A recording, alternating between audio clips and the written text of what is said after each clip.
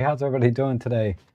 Welcome to my photo chat live stream where we talk about photography and catch up, see how the community's doing, what I've been up to, and as always, I like the audience to drive the conversation. So if you have any questions or any topics you want to talk about, you can leave them in the chat section, and I'll do my best to answer them or give you my opinion. I do see a lot of questions already that I'll get to here. But first, let me apologize for the delay. I don't know why. I kept saying go live, and it kept coming back with an error. It's try again later. So anyway, I kept trying, and so here we are.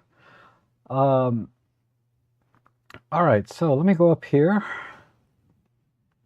And Henning is here. Good to see you. And Mekkelik. Oh, this is Zoltan. Thank you so much for your support. I really appreciate it. That's one of the best ways to support the live stream is just become a member for 99 cents.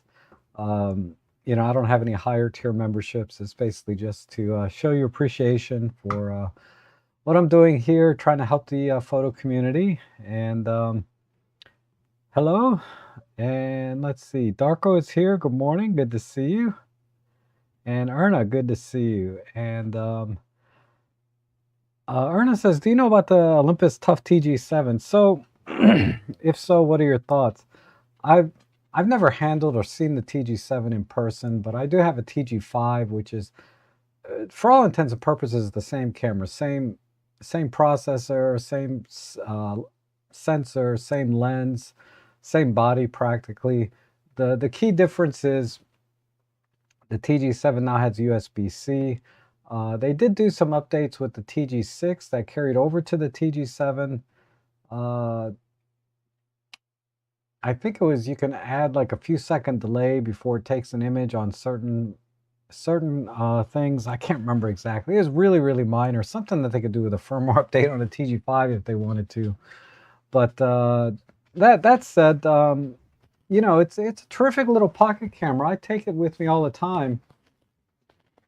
A lot of times because I'm going out with a specific lens that I'm either reviewing or want to work with.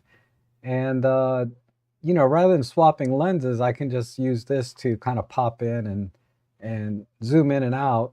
It has like, I think a 25 to 100 millimeter equivalent. It also does great macro. I do that sometimes with this camera when I'm out in the field. So yeah, and it is tough, man. This thing is definitely waterproof, shockproof. This thing has stood up to some serious abuse for me, and I'm not even that hardcore like with action sports and all of that. I've just was running across the street one time and the thing fell out of my pocket and just rolled, I'd say 20, 30 feet like this across the concrete or the street. Picked it up and it was just fine. I even burned it almost. Well, not almost, but I did burn it on the side here, and it's still fine. So definitely a tough camera. Has a great zoom range, very fast lens at f2, wide open. And I have a photo album for the TG5 on my Flickr page. Let me put that in the chat. I'll put a link to it. So if I go to TG, I think I can just type that in. Yeah. So I only have about 60 images there, but I'll go ahead and give you the link to that. But yeah, it takes great images. Now, granted, I do process a lot of these, in DxO now, so they're exceptionally clean with the noise reduction and sharpening and things like that. But here's an example of the macro capability. You can see here the TG5. I don't know if that's 1-to-1 or what because the sensor is so small, but this is roughly what, 4 millimeters right here. I can fill the frame with 4 millimeters. Here's a microscope mode on a dandelion, or not a dandelion, whatever this flower is. But yeah, it has a great macro mode. And then let's see, I have another comparison here. What is this?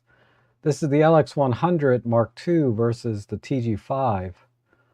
And I was just testing some color schemes here. But here are the straight out of camera JPEGs down here on the bottom. And yeah, the LX100 is definitely a little bit sharper, as you would expect it to be. Like just the raw image itself is a little bit soft compared to, say, the LX100 Mark II. But then with a little editing, you know, you can clean it up quite a bit, as you can see. And then this is a panorama I did, 6 shots. I took 6 shots with the TG5, stitched them together in Photoshop in this case. And you can see there's just a ton of detail. This works out to 34 megapixels. Let's see what else is in here is a good example. There's a bird shot. It's a blue heron. I was able to get pretty close to them, so that's why I was able to get that shot. This is one of my favorite shots here. This is early on. I took this back in 2018.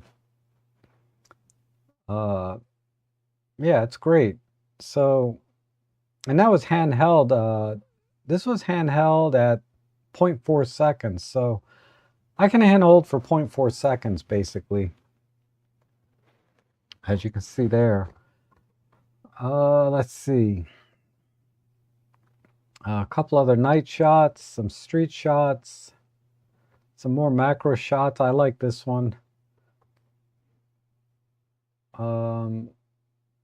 There's another macro shot there. This is another 3-shot pano. Another pano. And this is more recent stuff that I took like last week, I think. Just a nice sunrise here. Did a really nice job. Plenty of detail there. Even though this is a 12 megapixel image, it's more than enough. So a lot of times people ask me, you know, what's a great compact camera to, you know, for just taking quick shots because you don't want to take out, say, your other camera. TG5 is a great option. Not too dissimilar, say, from like the LX100 Mark II or the Leica Deluxe 8. I mean, those are better cameras ultimately for image quality, but very few cameras, if any. There's hardly any on the market now. I think Pentax might have one tough camera they're still selling, but it doesn't shoot RAW. So this shoots RAW, which gives you a ton of processing power, you know, on your desktop, laptop, like with DxO, to get you really fabulous images out of this. So yeah, I love this little camera. And then Erno is also asking, what do you think of the M1 Mark III that is specifically for astrophotography? It has a special IR filter. Okay, so I don't know much about that camera other than, like you said, it has the special IR filter, which basically leaves a gap for a certain frequency, maybe hydrogen or something, for a certain frequency of light that is like 90% of the light that's in the galaxy or the universe. So it's much more sensitive to that one specific frequency of light. And so it allows you to get more light onto the sensor than otherwise be possible with ones that have a regular infrared filter. But that's all I know about it. You know, if you're really into astrophotography, honestly, do as much as you can with the cameras that you have now. If you have, you know, if you have an interchangeable lens camera, do as much as you can with that. And rather than buying a dedicated like astrophotography camera like an EM1 Mark III, I'd recommend you really get into buying a dedicated astrophotography camera and get an astrophotography telescope, and then the software and things. That will really take you next level, because the M1 Mark III, the dedicated astrophotography cameras, will get you a little bit further in the kind of images that you can take and the quality of the images that you can take. But to really make a leap forward in astrophotography, you really have to get dedicated gear. And it's not that expensive, relatively speaking. Like, I don't know what the M1 Mark III Astro camera costs, but let's say it's $1,000 on the used market. I'm just guessing. You could buy quite a setup. You could buy like a $700 telescope, a $300 camera dedicated for astrophotography, and it'll do a lot more than an EM1 Mark III astro camera. So that's the route I would recommend. And there's some really great astrophotography channels out there. Ben Chappell has one. He's no longer with us, but his channel is still up, I believe. And Nebula Photos is another good one. They have a lot of great reviews on gear and different types of astrophotography gear that'll help you get started if you want to get an astro. And I think that's why a lot of manufacturers don't bother making dedicated astrophotography cameras, because it's ultimately cheaper and way better to just get dedicated astro gear. And Ernest also asking, can any Olympus camera have that special IR filter placed and made for astrophotography, for example, or is that not possible? It can be done, but again, it's a little bit costly, right? What they would do is remove the existing infrared filter and put a different one in. And yeah, that's again, you might as well buy one that's already made. Buy an E1 Mark III Astro camera. But like I said, I don't recommend going that route. I lost my place here in the chat. And then Henning says, as far as I know, there's no official astro modifications via OM system. You could reach out to Spencer's. I had my old OM5 infrared modified several years ago, and I'm happy with it. Okay. Yeah, there was an EM1 Mark III Astro camera made. I don't know how available it is, but I don't think it's worth it in general. It was okay on the pricing side. I have no idea what an Astro modification might cost. It's like $700-800 to swap out, I believe, if not more. You're not going to do it for like $500. I know that. And then Eric says, random thought. I found that 60 megapixels on my Leica means little. I demolish my resolution in post for street and portrait, or I'm blurring the backgrounds being wide open. Fun camera though, yes. So yeah, you make a good point. I have a 60 megapixel Sony, and if anything, the 60 megapixels is kind of a nuisance because the files are so large, and it just takes longer to process the images, do the noise reduction and edit them. So I was, for a while there, I was leaning heavily into thinking about like 100 megapixel camera, whatever variation there is. And now I'm like, I just don't see the point. So I'm back to thinking like maybe, I'm talking about medium format. I'm thinking probably a GFX 50S2 or the Hasselblad 907CX, the 50 megapixel version. I'm sorry if you can hear Ellie howling. Anytime an ambulance or fire police guy goes by, she starts to howl. It's bad because it was about probably 2 o'clock this morning. Some police car went by and she started howling and woke me up. And then I just kind of slept very lightly until about 4 a.m. and then I got up.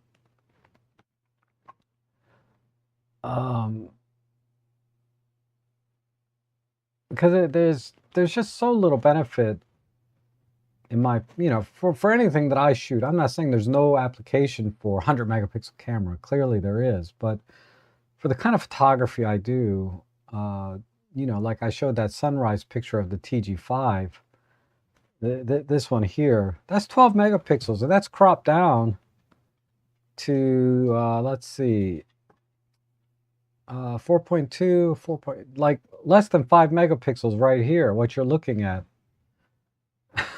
you know? So what do I need 50 or 100 for, right? If I'm happy with that. Okay, and then Jeff is here. Good to see you. Doing well, thank you. I hope you're doing well. And Darko says, so I'm doing some solo bird snapping later this week. And Rob, with your experiences, what are your suggestions for setting for panning shots? Okay,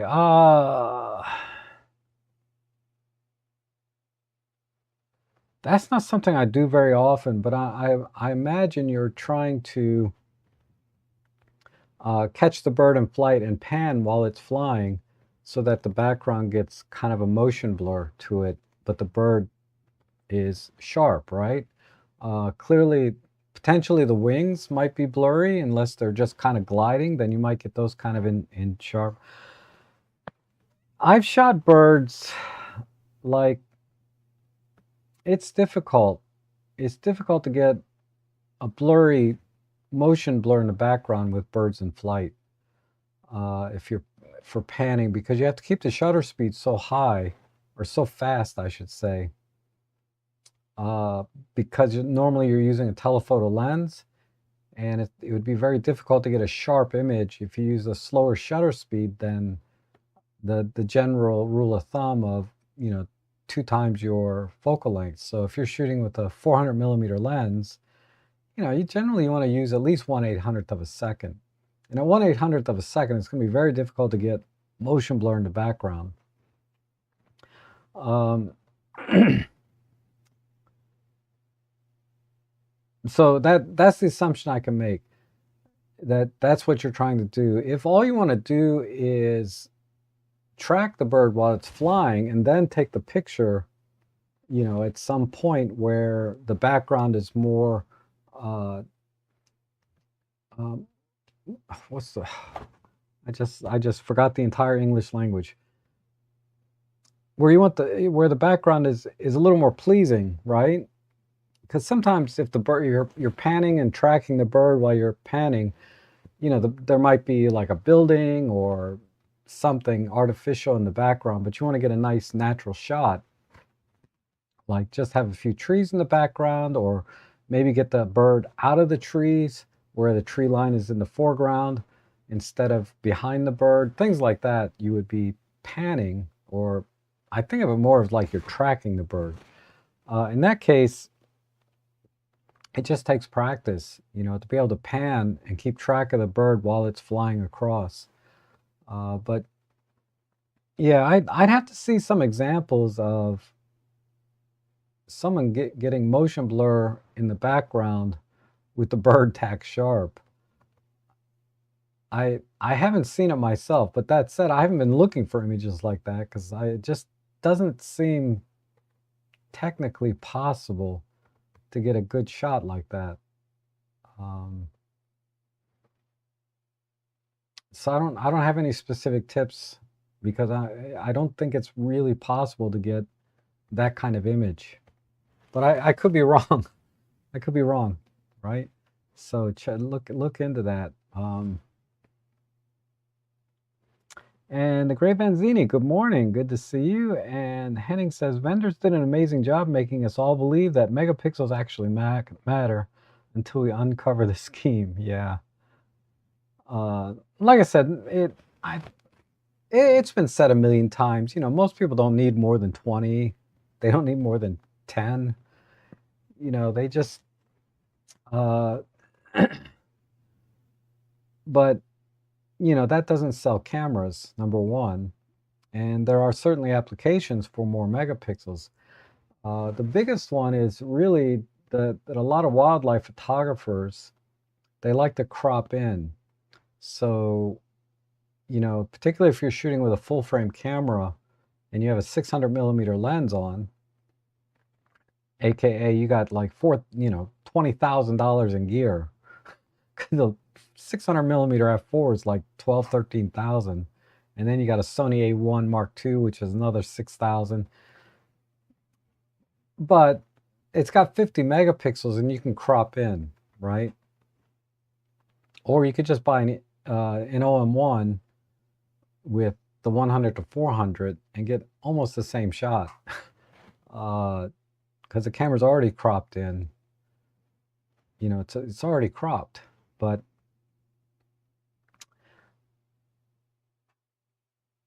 yeah, there's I just don't run into any applications where I need a ton of megapixels. I like to do it. I like to use high-res shot mode, for example, quite a bit, but more for the noise reduction and tiny bit of extra dynamic range possibly, but primarily for the noise reduction that high-res shot mode gives me, and you do get more detail. It's a little tough to see in a lot of types of shots that I take, because usually I'm in very low light when I'm using it, because I'm using it for the noise reduction. But you know, I like to do it, and when I shoot with, say, my Sony, which is a 60 megapixel, you know, if I'm doing certain things like landscapes and things, I like to do it just from, you know, just because I like to pixel peep sometimes. But the problem is I don't normally go out and just do one thing, like go out and do landscape, right? I'm usually, landscape is just part of the photo walk. And it's just a pain in the butt to have every image you take 60 megapixels, you know? And good morning, David. Good to see you. And Dan, good to see you. And let's see. Gray Vancini says, hold on, I broke down and ordered an XT30 Mark III. Okay. You know, I don't know how much they go for, but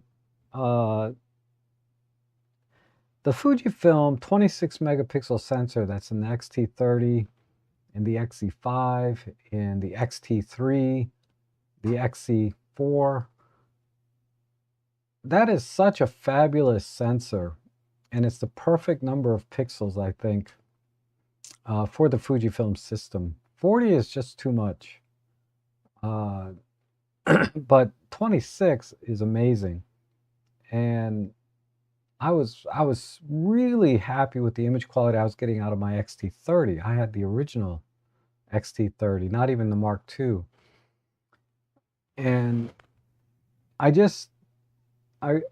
really liked the pictures out of it. I just didn't like the camera, you know. I just didn't gel with it. But the images, I love the images it gave me. So I have an XH2 now, which I really like. And I almost took it out this morning. I was this close to taking it out this morning. I went on a photo walk this morning into DC, and I'll share some pictures. But I ended up going out with my Pentax, my K3 monochrome, and also I took my K3 Mark I. You know, this is just a regular color camera. Man, they're heavy and big though. It was, I mean, you can get used to anything, but it's quite the feat to take these out at the same time. It's enough to take one extra camera, but to take two big honking DSLRs with, you know, the lenses that go with them. And this is APS-C. It's not even a full frame, right? But yeah, you know, Fuji makes nice cameras. I just didn't gel with the XT30 too much, but the XH2 I like. And I think I would like an XT3, or the problem with Fuji though is the lenses are still quite large for the, you know, for the focal lengths compared to what I use on Micro Four Thirds. So like, you know, I know they got a lot of fast f2 primes, right? The 35 f2, and I think they have a 50 f2 and a 23. They have a lot of small primes. They're not that bad. But you know, I bought the 33 1.4, and I bought the 56 1.4, and I bought the 55 to 200, they're all substantially larger than an equivalent focal length on Micro Four Thirds. So a lot of times I don't pack that camera up to go out on a photo walk, because it's just, I have to bring a bigger bag and it's just going to be heavier, and ultimately I just like my OM system gear, my Micro Four Thirds gear. Had a comment on sensor size in my group, told them in my opinion any camera from 2019 onwards can be used semi-pro to pro work if you understand how to use the camera. What's your opinion? Oh yeah, clearly. Clearly, I would even go back as far as 20, I would go as far back as 2012, 2013. So a good example is like the Nikon D750. A lot of people still use that camera professionally for all kinds of different work. And there was a lot of great Canon APS-C and full frame out there as well. And the Nikon D7000 and the D7100, the D7200, these are all cameras like in the early 2010s, like 2011, 2012. Easily use those professionally, no problem. There's a lot of great lenses out for them. You know, the main advances over the last decade are really in the autofocusing. So if you're working where you need autofocus just to be there, you know, you just point the camera and it locks on. Sports action, wildlife birding, certainly a lot easier now than it was, say, a decade ago. Like when the EM1 Mark III, when the OM1 came out, I was a terrible birder. Now at least I can get some decent shots that I like, you know, and it justified me purchasing the 300mm f4. But until the OM1 came out with its great subject detect autofocusing for birds, you know, I just didn't see myself spending, you know, $2,000-$3,000 on a lens where I can just barely, you know, barely get a shot as it was. But after I shot with the OM1 with the 75 to 300, I was just amazed, you know, and I quickly saved up and got the 300 f4. So I think in that sense, if you're professionally shooting sports action, wildlife, maybe you need to get a more updated camera. I would say at least a 2020. You know, even, yeah, I would say 2019, 2020, you could probably get away even with sports action with cameras. Sony had really good autofocus at the time. The Canon was also very good. I think Nikon was a little bit behind, and certainly all of the Micro Four Thirds and APS-Cs from there. And let's see, I think people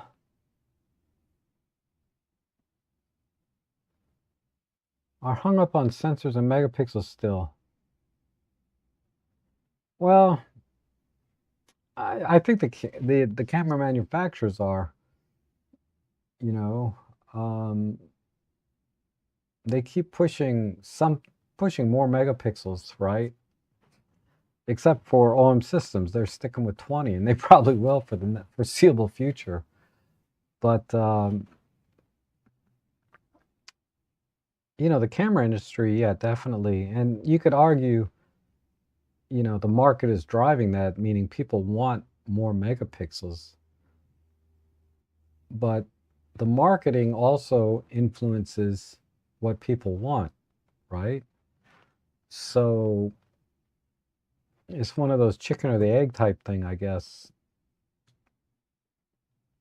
But yeah, I think anyone that gets serious about photography as an enthusiast, if you're a professional, then you're going to get the megapixels, you know, basically you're going to get the camera you need for the job that you're doing. But for the typical enthusiast, you know, they just like Eric was saying, just like I've come to realize, just having all these megapixels is just a waste, right? And the Great Vazzini says, I took out my Nikon DF for a walk last week. The pics look great. Yeah, I almost took out my Nikon DF this morning, but ultimately I went with the Pentax monochrome, or my two Pentaxes. Because I was thinking, okay, let me take, because I've been taking the OM3 out all week.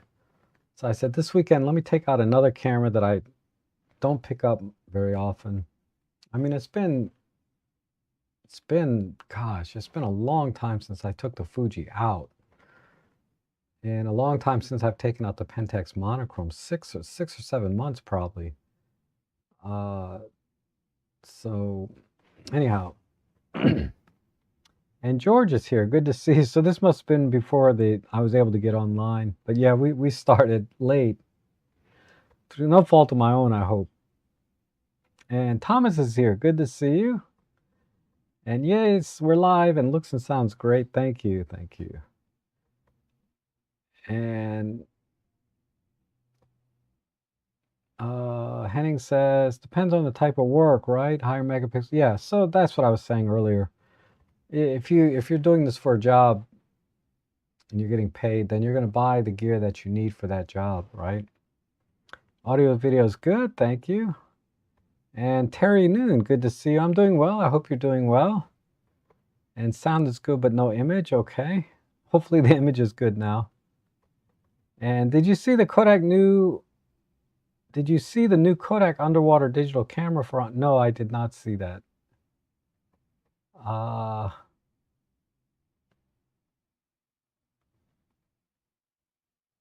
And let's see. You're obviously better health. Yeah, I think I've 99.9% recovered from that flu I had. Once in a while, I'll get a little sniffle or cough. There's still a tiny bit of remnant there, but it's pretty much gone. Thanks. Let's see. And Marco's here. Good to see you. Happy Sunday. And you restarted, got the video. Okay, great. And Jeff says the TG7 is a fabulous camera in all respects. No regrets buying one. Macro is incredible. Yeah, it's a great little camera. And Eric says, dropped my Ricoh the other day in Old Town. Forgot it was in my Leica bag, and it went in to pull the Leica. First time I dropped the camera. Still works, but it had been the Leica. People would see me. Yeah. Ooh, you don't want to drop that because I know what you paid for that thing. And the TGs are waterproof, great for rainy days. Yes.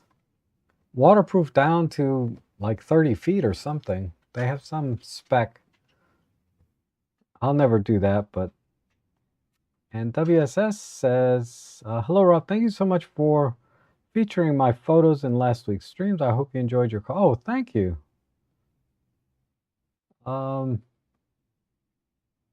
Let's see. I don't recall. I must know you by a different name. My memory's so bad. I can't remember. But I'm happy to share your photos. And Heather said, oh, that's for let's see.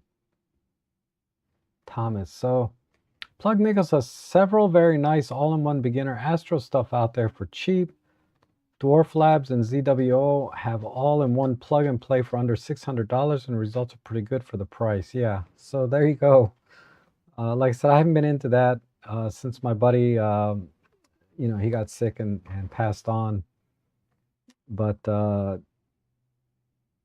he was always an inspiration to me to go out and do some Astro, and I still like Astro, but it's just every time I think about going out and setting up and start trying to do Astro now, I think about Ben, and my motivation is probably exactly opposite of what he would have wanted from me, right? He'd probably want me to get out there and still do it, but I'm still in mourning over his passing.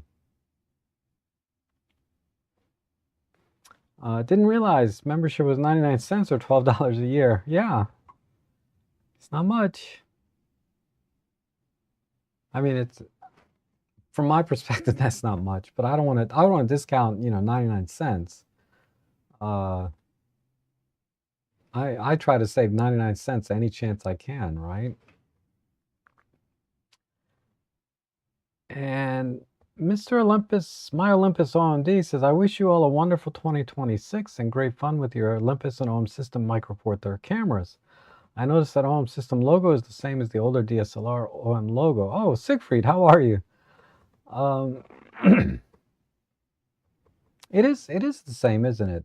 I never really paid attention, but yeah, I think you're right, because if I look at my old user manuals for my film cameras, it has the big OM System logo on the cover, and that does match what the current OM System is.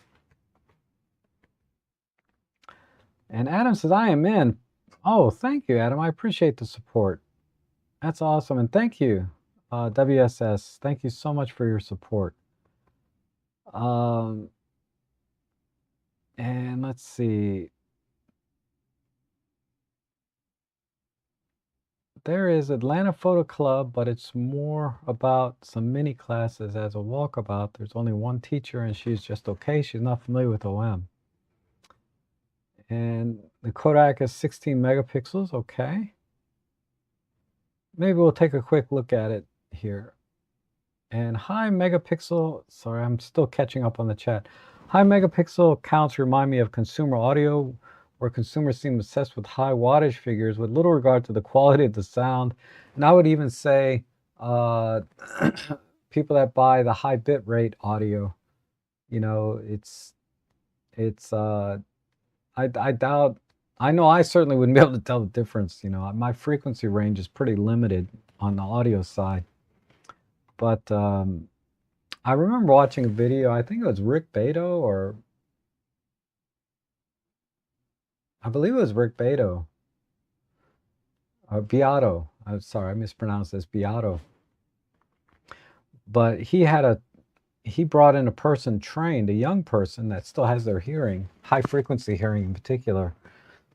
He brought in a young person who's trained in audio, was a producer or something. You know, they weren't just somebody off the street, right? They're trained in audio production.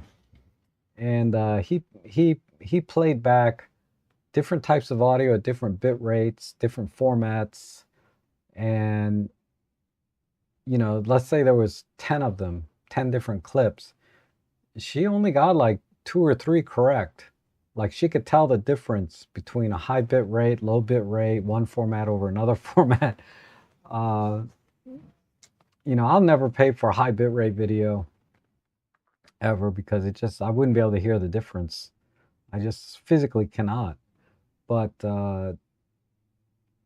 I do remember early when I was younger, when MP3s were still kind of new, that I could tell the difference between, say, a 96-bit, you know, MP3 versus 192-bit, you know, or kilohertz, whatever the metric is.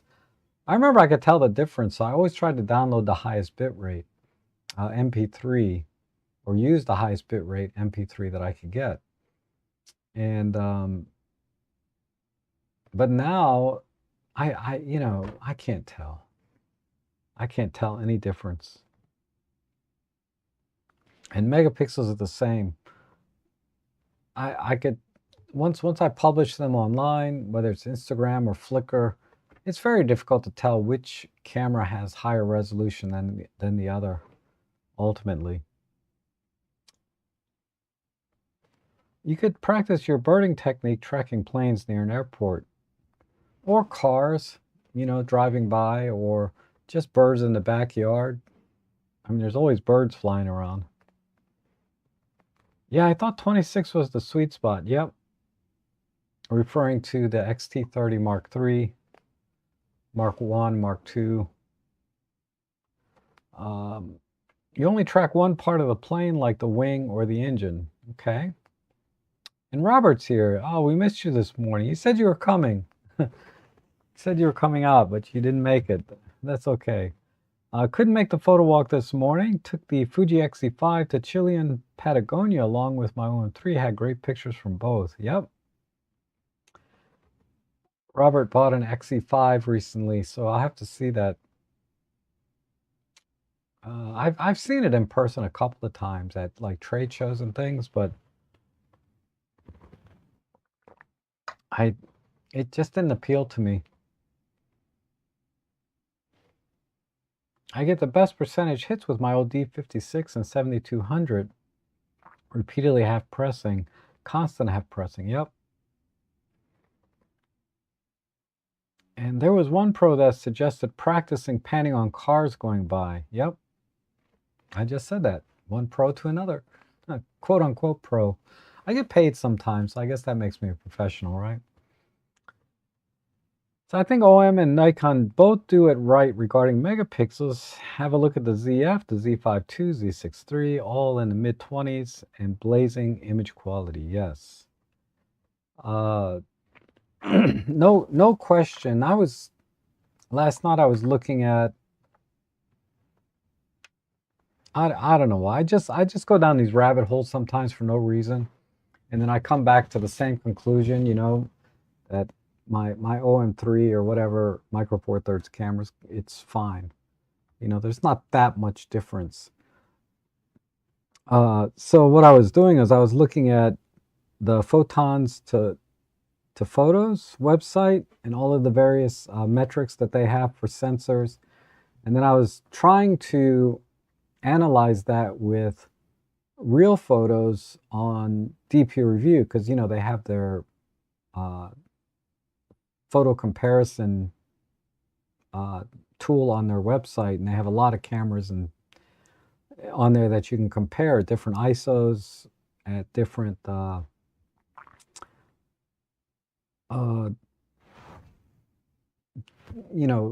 invariants, things like that, where they overexpose or underexpose a shot and bring it back in post-processing, and you can see the shadow recovery.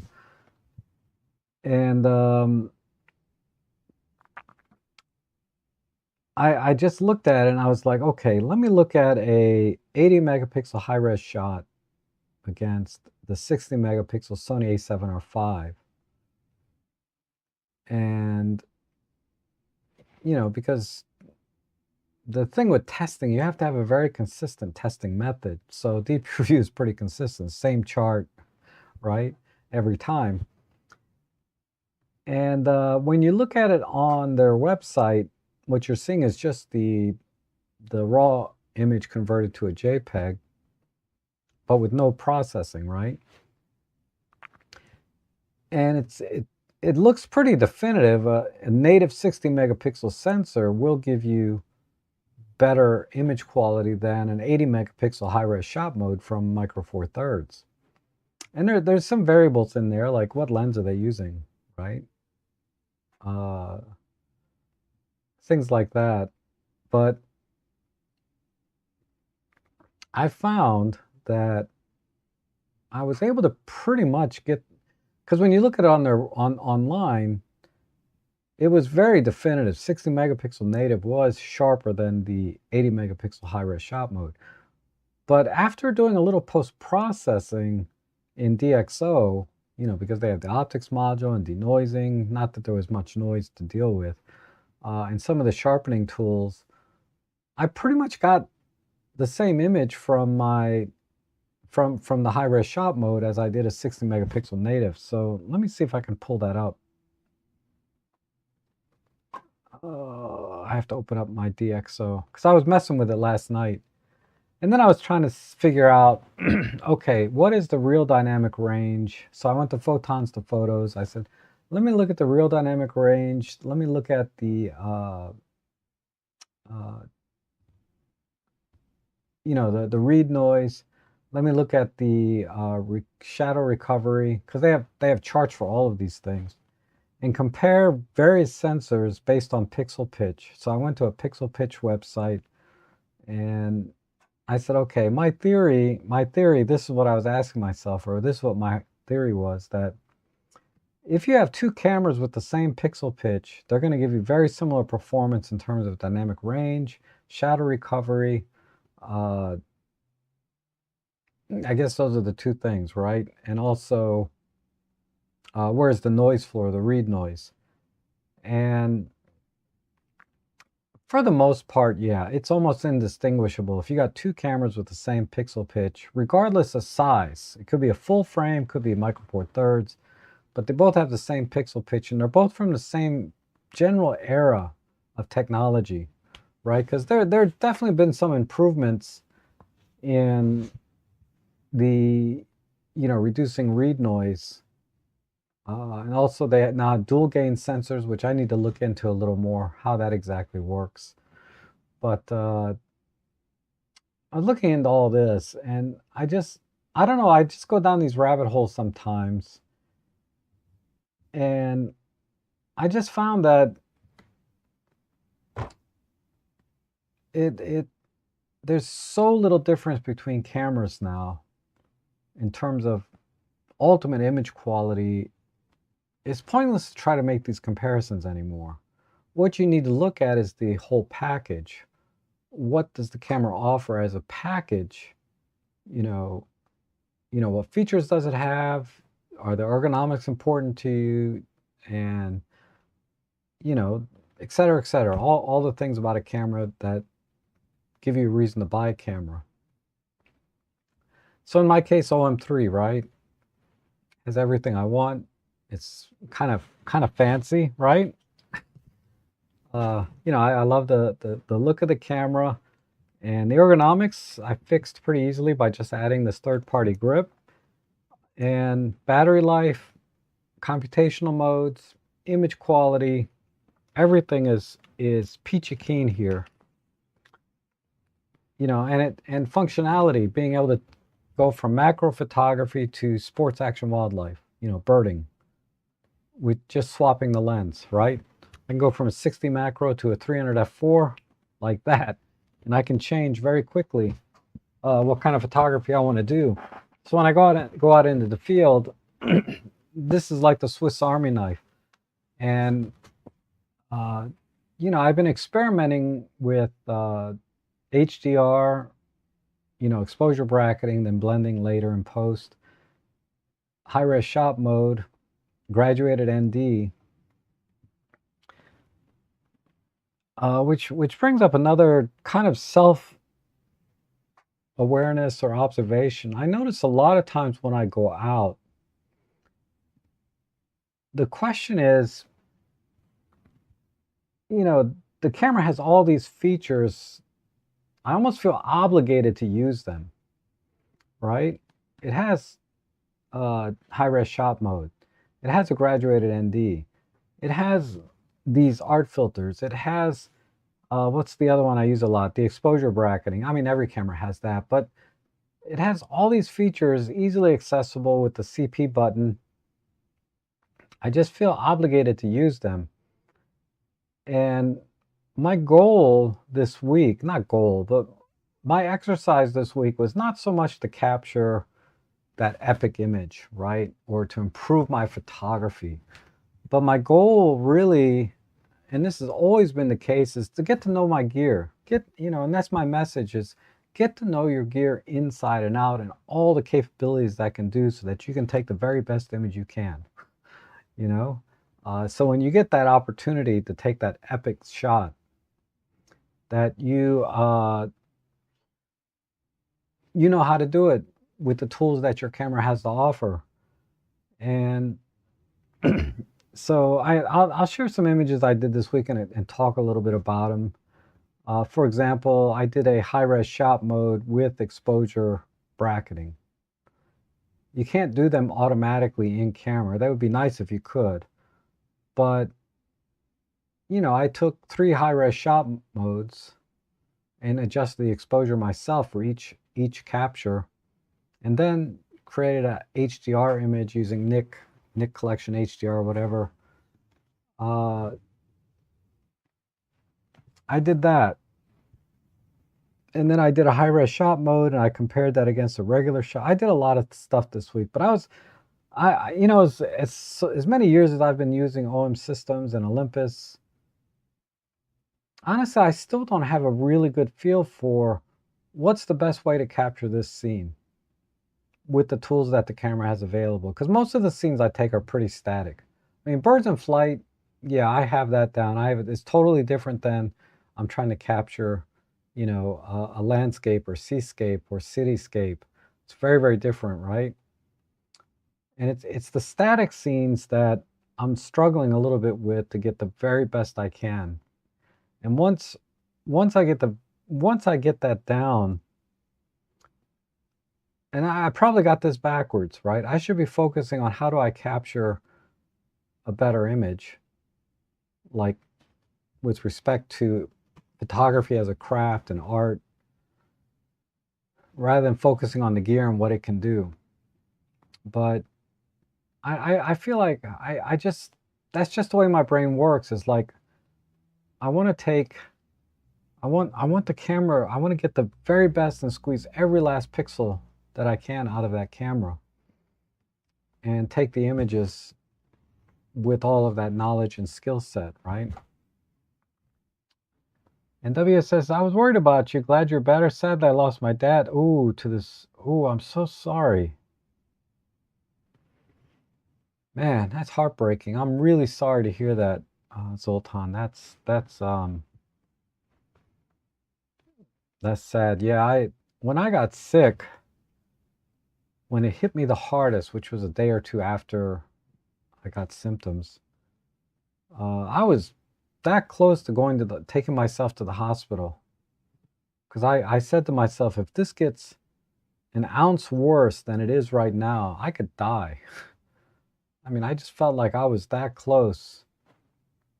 Anyway, I talked about that already, but yeah, man, my sympathies, man. I lost my dad like 5 or 6 years ago, and I was really, really tight with my dad, so I can empathize with you.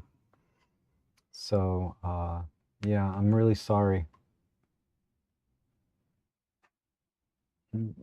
And David, yeah, David's a good guy. David was out with me this morning. Let's see. I have so much fun with my old EM10 Mark III. It is the camera I almost take along. Yes, almost always. Yeah, I know what you meant. Yeah, for that it's the OM3. Before that it was the Pen F. Before that it was the EM10 Mark II.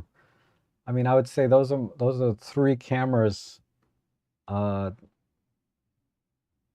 Mark II that got me into Micro Four Thirds. I beat that camera to death. It's dead now. The Pen F shortly after that, and the OM3 now. Don't get me wrong. I liked the M1 Mark II, the M1 Mark III that I had, and I like my OM1. But to me, those cameras are disposable in the sense that they're work cameras. You know, I use them to get the job done, and they do what I need them to do. There's no love for those cameras in the sense of that like I had for the Pen F and the OM3 and the EM10 series. So I know what you mean about that. And Rick Beato has a great rock interviews. Yeah, yeah, I've watched a few of those too. He's amazing. And John follows. Good evening and Happy New Year. Happy New Year, John. Good to see you. I'm glad you could be with us. I know I'm starting a little later than usual, and that means even later for UK, right?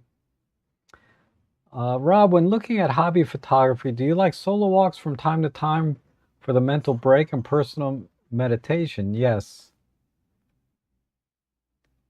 Yeah, I just, when you get out and you just go out and start walking, I just leave everything behind. Any kind of, anything that's causing stress in my life, I can leave that behind because photography is the one thing that has no stress for me. I can just go out and enjoy it and forget about everything for a couple of hours and come back. And it's not like the moment is gone because what are you doing when you go out and do photography? You're capturing moments. You bring them back with you, right? So that joy continues even after the photo walk by going back and looking at the pictures that I captured. So photography is not just a way to escape the stress and realities of life, but it's also a way for you to see the actual beautiful things in this world and capture them and have them with you forever. Uh, you know, the things that we tend to not see because we're so bogged down with other realities, we don't see what's really what life is all about. And that is to to enjoy this great earth and the creatures and things on it, and even things created by man, right? Everything out there is just amazing, and that's why I like photography. And let's see, Dixter says, I'm usually a lurker or watch on replay, but had some free time today, so happy to watch live. Awesome, I'm glad you could join us. Can we just pay $12 one time instead of 99 cents? Yeah, you can. Just use go to robtrek.com/donate and just donate $12. That would be great. And you have to ask YouTube for that. No, you don't have to do that. You don't have to be a member. You can just send me 5, 10, 12, whatever, if you want to. And Heather says, if anyone's looking to buy the 50 to 200, Adorama has an open box available for about 150 off. Okay, good to know. Gear for me has reached a point that my equipment covers everything I want to do. I think some of the photogs might be served well if they explore the features yes. So it goes back to like what I said, just know everything that your camera can do and squeeze every pixel out of it that you can and get the best out of it. If you enjoy that kind of thing, right? Not everybody enjoys the gear side of photography where you look at every button, bell and whistle that a camera has, right? They're like, just, you know, I want to take a picture and I want it to focus, you know, when I point it at something, right? And I want it to be exposed properly and, you know, no fuss, right? That's, you know, that's all they want. They just want a good camera that takes a nice picture. And certainly any modern digital camera will do that. And lens options might be more important than the camera body. You know, I would say that for me, sometimes the lens is what drives me to buy that camera system. And that is why I want to get back into the L-mount system, because I was so impressed with the lenses that they have that I kind of miss it. I miss my S1R, and I miss my 50mm 1.8, my 20 to 60 kit lens. I miss the quality of the images and the just, they were so nice. So yeah, yesterday I did a lot of window shopping online, looking at, you know, S1R Mark II, the original S1R, the S5 Mark II, the I even looked at the Nikon Z6 Mark II, the original Z5, and I found that the Z5 and the Z6 Mark II, even though they have the same sensor, they're different. They have a different processing behind them, so that the Z6 Mark II is actually should give you better image quality than the original Z5, even though on the surface it looks like everything's the same. But when I looked at the chart data from photons to photos, there was a difference there in favor of the Z6 Mark II. And then I was thinking, you know, for a little more, I can get a Z6 Mark III. And then I said, well, for $2,000, I could get me that 90 macro and just get the lens. So going back to, you know, I'd rather have the lens than another camera body. So you know, I don't know, but yeah, lens options are huge, huge, huge huge part of the decision-making process when you buy a camera. I think the lenses that are available, and that's what's kept me in Micro Four Thirds so long, are the lenses that they have for the system are so good. It's hard. I don't know of any other camera system, honestly, aside from the Leica L mount glass from Panasonic. Those two, and a lot of the lenses from Panasonic are really good too. On the Micro Four Thirds side, you know, the 15 millimeter 1.7, amazing. The 9 millimeter 1.7, amazing. Those are amazing, amazing glass. I love the 35 to 100 2.8.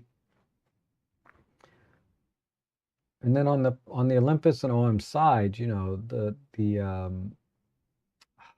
12 to 45 f4 is amazing. The 40 to 150 R, you know, the f4 to 5.6 kit plastic one is amazing. The 75 to 3, I mean, there's so many great lenses. And then of course, you know, the big one for me is the 300 f4, amazing piece of glass. And I was hard pressed to find that kind of quality in Nikon and Canon. I mean,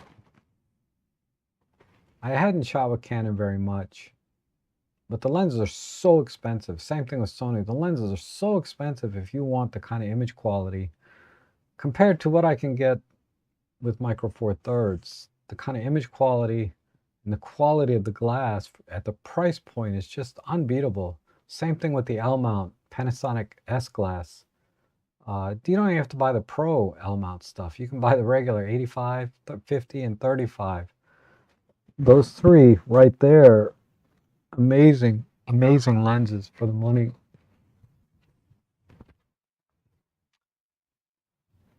Yeah, I agree. Once you get to the muscle memory stage with your camera body bonded, and that's the camera you grab. Yep. And My Limit says, I'm working on an article that answers the question, is full frame better than Micro Four Thirds? It's going to be very interesting. Plus, how should one select the camera in 20? Oh, awesome. I look forward to that. So Siegfried, his handle here is My Olympus OMD, has an amazing blog.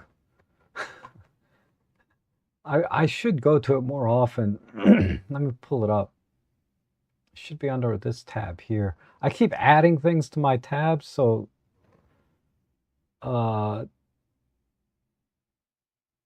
it gets pushed down a bit.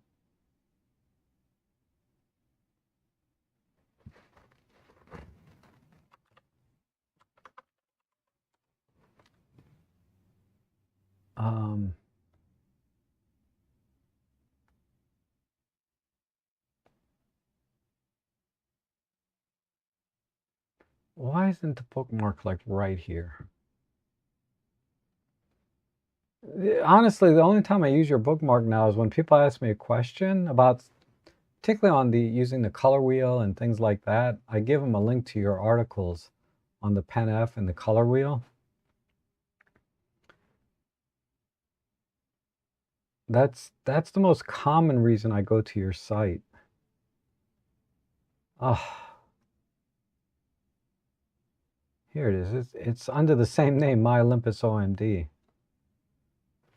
So this is the page that I have bookmarked, is this one here. I'll put this in the chat. But I encourage everyone to go there. You know, Siegfried is I don't know your background, but I can tell you that the articles that he's written are very well sourced, and definitely he's put a lot of work into them, and they're a tremendous resource for anybody that's in Olympus and OM systems. There's so many good articles on here. I've read several of them, just not recently, but this is one that I've always given people, and I bookmarked it specifically for all of the different, you know, settings that you have here. It's just, as you can see, it's just amazing. So I recommend everyone check that out. Okay. The key is this. Trying to catch up. The key is to find a body you enjoy holding, using that does the things you like doing very well. Yes. And Stuart is here. Good to see you. Happy New Year. And Rob, do you have any used camera vendors you find any better than others? I've been using MPB and going after an EP7. So I do see MPB typically is cheaper than KEH. Consistently for the cameras that I've been looking at. So yeah, that's where I would go. Another good place is, and I don't know how, I forget. I think Roger, I should email Roger, but Hunt's Photo and Video, they have amazing used camera deals and a huge selection, but they only publish it like as a PDF. You can't just go online and find all the stuff that they have. They don't have a very good online system. The prices they have on their gear, on the used gear, is already really good, right? You don't have to question it if you're going to find a better deal, because you probably won't. But then they have sales sometimes. So let me just give you the link to Hunt's Photo and Video, and then if you see Roger, I don't know if Roger's here today, but Roger has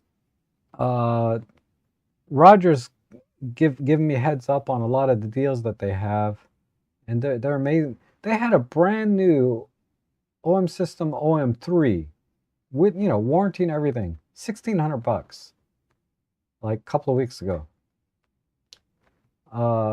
Because they were having the OM System had their normal $1,899 sale, so I don't know how they were getting it down to $1,609 or something like that.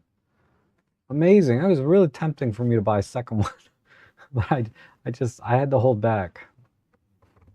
But Hunt's Photo and Video. Here's a link to them. I mean, they have a used camera gear section, but it's like this. But it's not very impressive, right? There's just nothing here. So like this. Well, here's a good one. This looks like it's in excellent condition with only 7,649 for Nikon Z5. But see, the list is very short.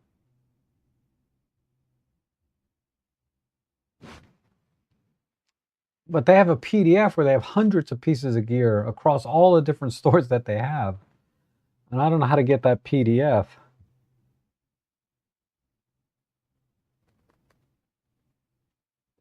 Also discovered some software workflow using DxO, but already have Luminar Neo. And now round tripping to Neo for things like teeth and eyes on portraits. Don't like their menus. Okay.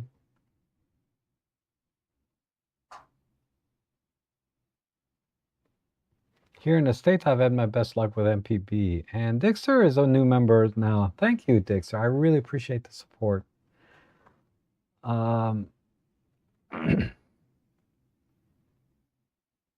And that 15 panty lens is literally glued to my OM3. So sad it's not weather resistant. Yeah, that's true.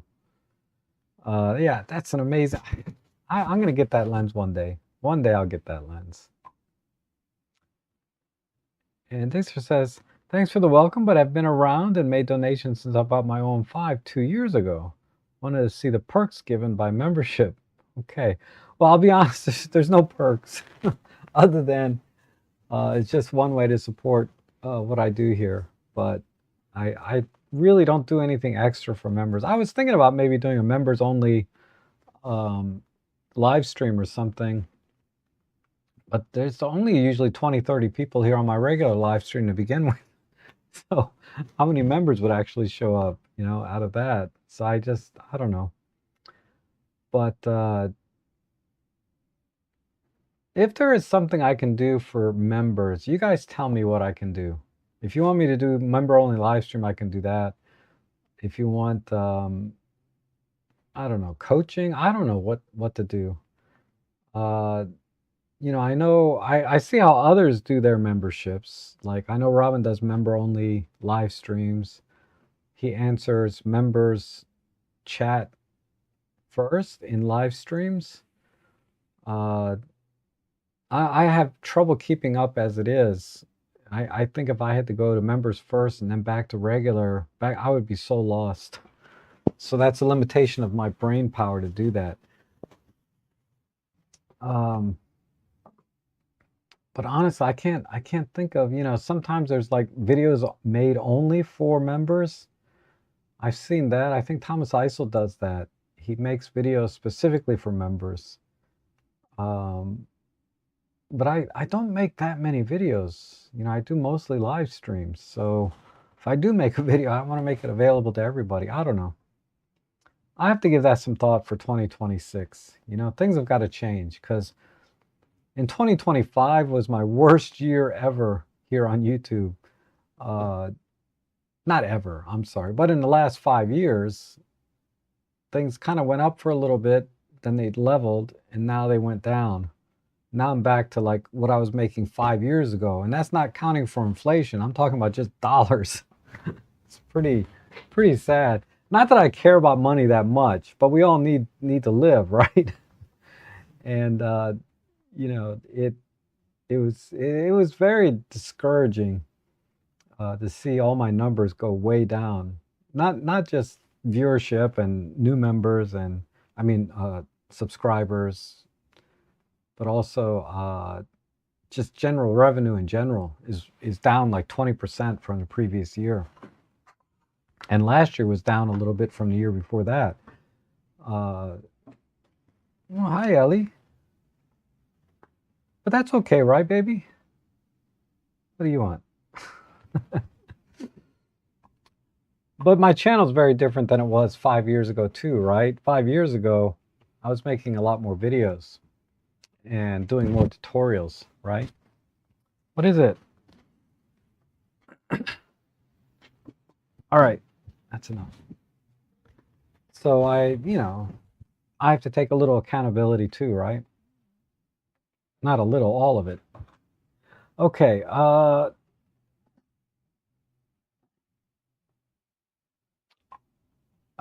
yeah, huge disappointed when I figured out Olympus Color Creator in my OM1 Mark II is almost what I wanted, but you can't adjust and hold each of the individual colors like the EP7, Pen F, and OM3. Yes. But don't worry about it.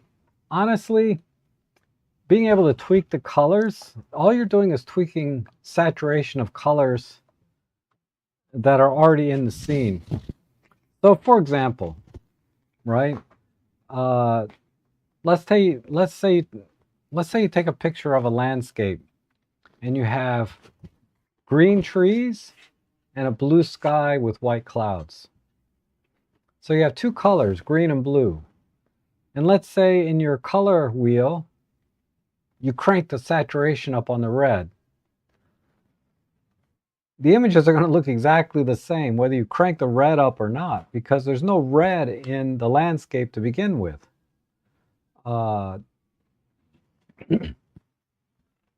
So I've come to not use the color wheel too much. The color wheel, now that said, a lot of pictures we take have every color in the spectrum in the scene, right?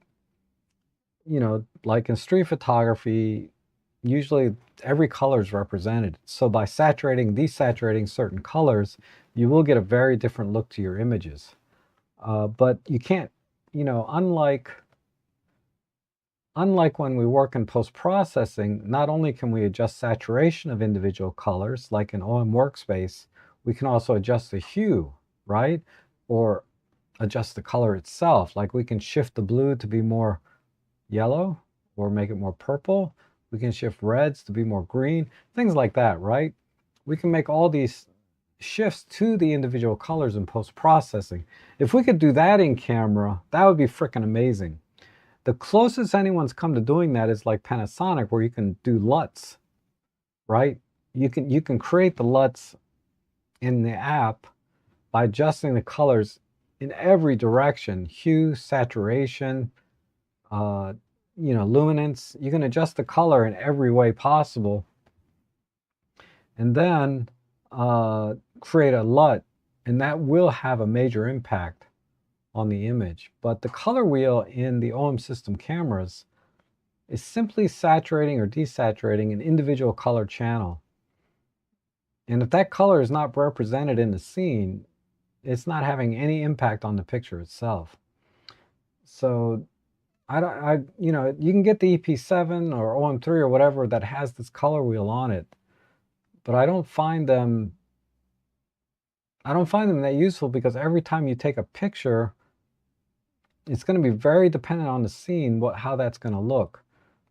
So that's why when you watch videos of people that have created color profiles for the Pen F and the OM3, there's a lot more on the Pen F, right? Because it's been out a while.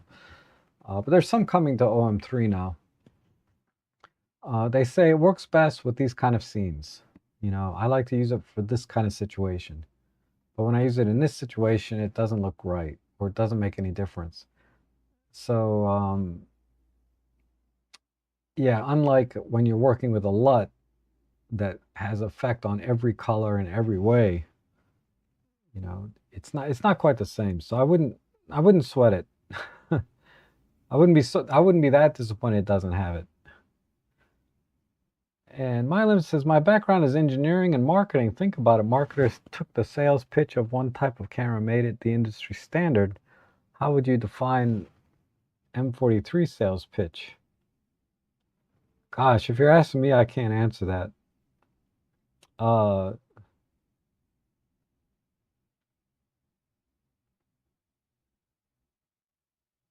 Because I'm more pragmatic, right? When I think about photography and using cameras. If I'm going to use a feature, what can I use it for? Or how can I best use it and take, what kind of scenes make sense for this? But marketing, I feel like, yeah, I feel like the main marketing message, what we all already know, is, it's a very compact, lightweight system with minimal compromise in image quality. There's a compromise, certainly, in low light and things like that, to some extent. But how often do most of us really shoot in low light and high ISO? We do time to time, but not that often. Oh, the Great Vancini says KH is my fave. The other one was problematic one. Oh, really? So we're opposite. I haven't had trouble with either. I've bought from both of them, mainly because of availability, not because of pricing. If both places have the camera, usually MPB is cheaper at the cameras that I've looked at. But a lot of times KH will have a sale going on, and that's how I bought my macro lens. I put it in the cabinet. I bought one of my macro lenses because it was brand new. The lens you can buy for about 150 to 200, and it was selling used for like $100, and I bought it for $80 or something. They had 20% off. But yeah, usually it's availability when I go to KEH, is because they have it and MPB doesn't. I'm still brain dead this morning. I know, right? X Meta says, hi Rob, do you plan more garden tutorials, comparisons, reviews about lenses and cameras this year? I haven't planned anything specifically. I'm very spur of the moment kind of guy. If I'm in the mood to make something, I'll make something or do something. I'm not much at planning. And love the PL15, but the hood system is a nightmare. Oh, okay. I'd probably just use a screw-on metal lens hood and be done with it rather than the, yeah, I've seen the lens hood for it, the native one, but I'd probably just screw in a metal lens hood. And Zoltan says, I'm terrible and I feel the Amazon beast for quite a few purchases. Used purchases in Canada, I have great luck on Kijiji. Never heard of it, but okay, very good. And we love Ellie. Oh, yeah, me too. Just a casual chat for members would be great, but plenty of pre-announcement time would be good. Okay.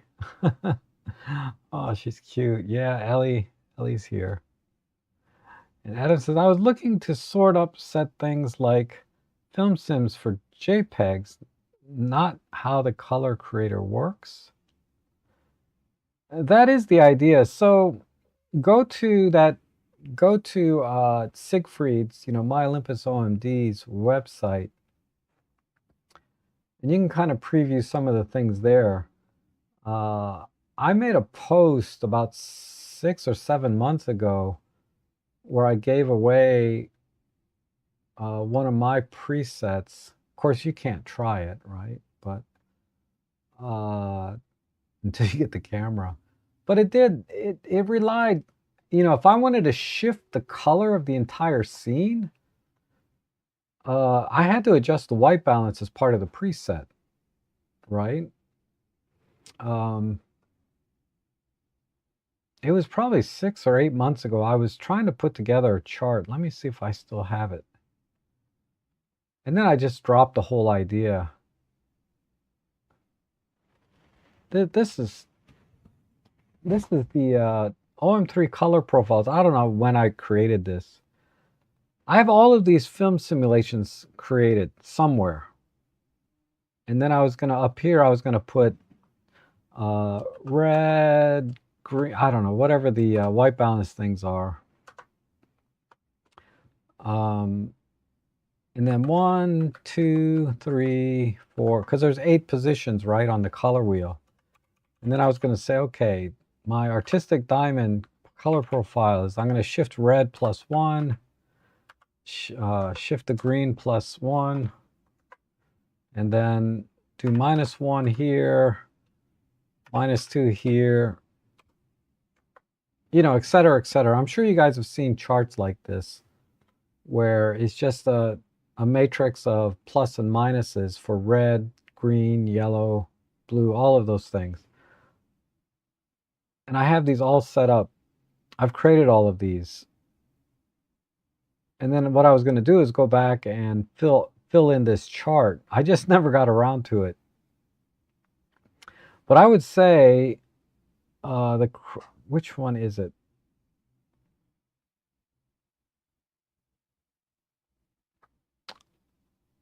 I think it's my Elite 2000. I think it's my Elite 2000. I did a lot of work on that one.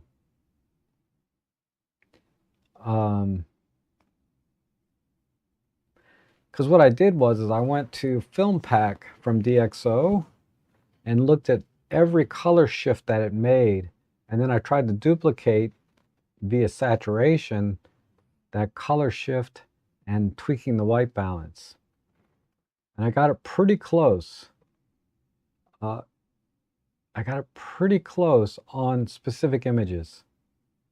So if you're taking a picture of a scene, like I was saying before, where just about every color is being represented, you would definitely see a very distinct film simulation look with that one. But I've created, how many is there? 4. So I have actually created 12 distinct film simulations. Most of them, I would say 8 of those 12 are probably just derivatives or directly copying what somebody else has already done. I'm pretty sure. But 4 of them are pretty distinct in that I did actually put a lot of work into them. But in practice, I'd never used them myself. So I was like, why would anybody else care? I don't know. But maybe I should go back on that project. Make that one of my 2026 projects.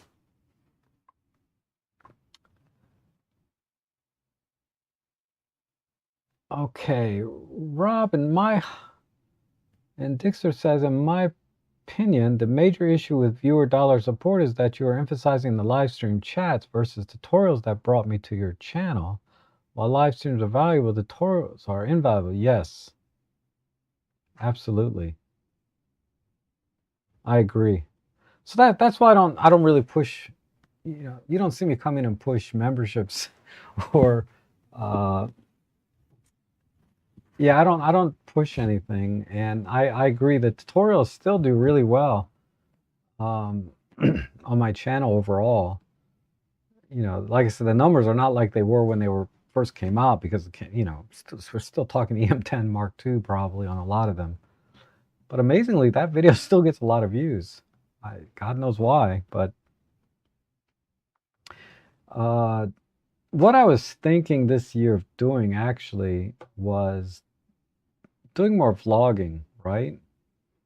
And and talking about how I'm using the camera, what I'm using on the tools that I'm using on the camera, and how I'm capturing the image and what I see, how I see the scene and composition. So sort of an all-in-one. Because tutorials are great for learning how to use the camera, right? Like what the camera is capable of. But actually going out in the field and looking over my shoulder and seeing how I use the camera and the features that I teach in these tutorials and how I use them in the field, I thought would be valuable, and that would work really well in a vlog format where I just go out and look at a scene and I'll say, okay, for this scene here, I think I'm going to use high-res shot mode. I want to use high-res shot mode because we're in a little bit low light and I want to reduce the noise and I want to capture a little bit more detail, even though that's not the primary reason.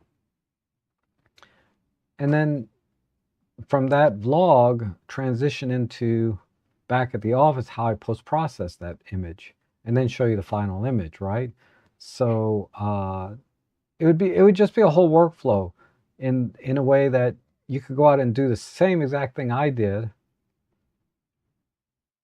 from looking at the scene, using the whatever tool in the camera, feature in the camera, capture an image, and then post-processing that image, and why I post-process it or how I post-process it.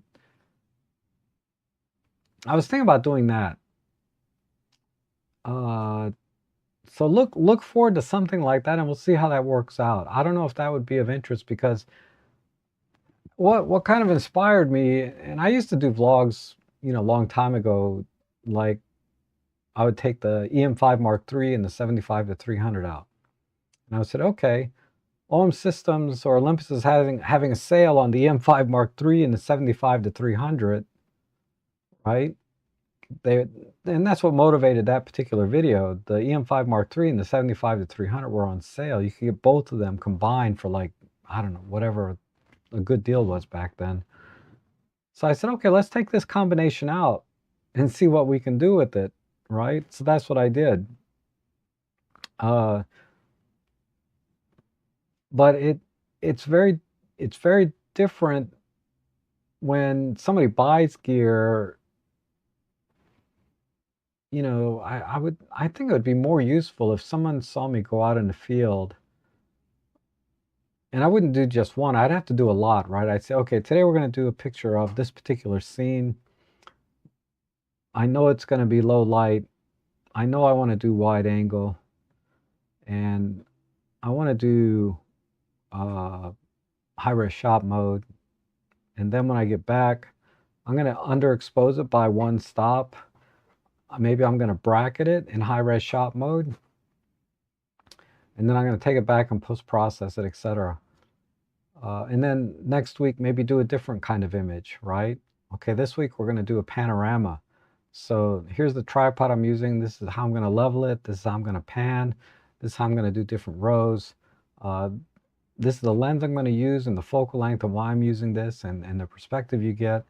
And then go back and show you the software that I use to post-process the individual images, then take it into the panorama software, show you the steps involved to stitch the panels together, and then do a final post-processing, just touch up on the final image. Because when you stitch images together, there's usually gaps in the corners or somewhere on the bottom. But show you exactly how you go from point A to point B, right? Or from A to Z, taking one particular type of image. That is one thing actually I did think about doing for 2026 and trying to do that consistently. But we'll see. Recipes have a real rabbit hole, yes. And Rob, I was wondering if you could spend some time, maybe not today, giving advice as to how to prepare and extract for lab printing with Photolab, TIFF versus JPEG. You know, I don't print in a lab. I always just print on my printer.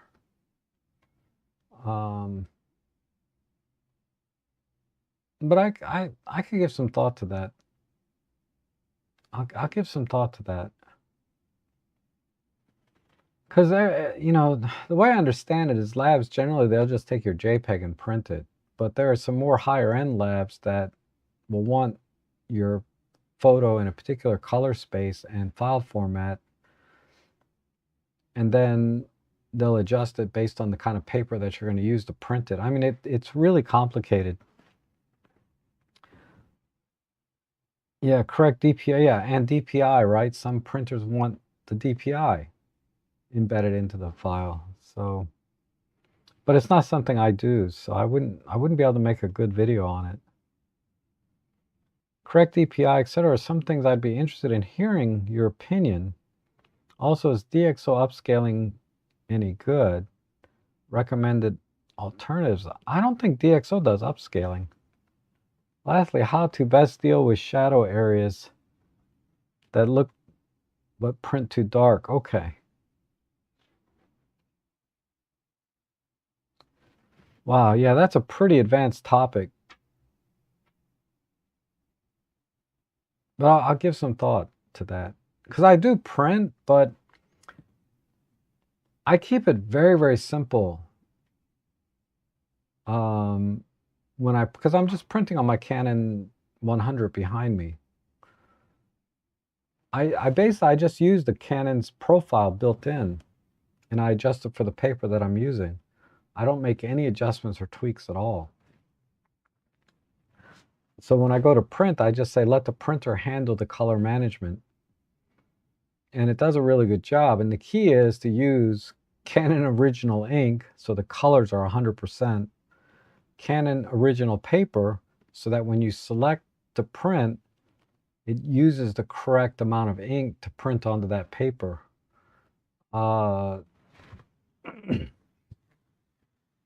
Because they've already done so much work, you know, to create those ICC profiles for the printer. You know, trying to tweak them or, you know, would be a mistake. That's why I always just use the standard ICC profile that comes with the printer and printer driver, and then it says, okay, are you using, you know, Canon glossy, Canon matte, whatever the choices are. I just have those two. I have glossy and matte, and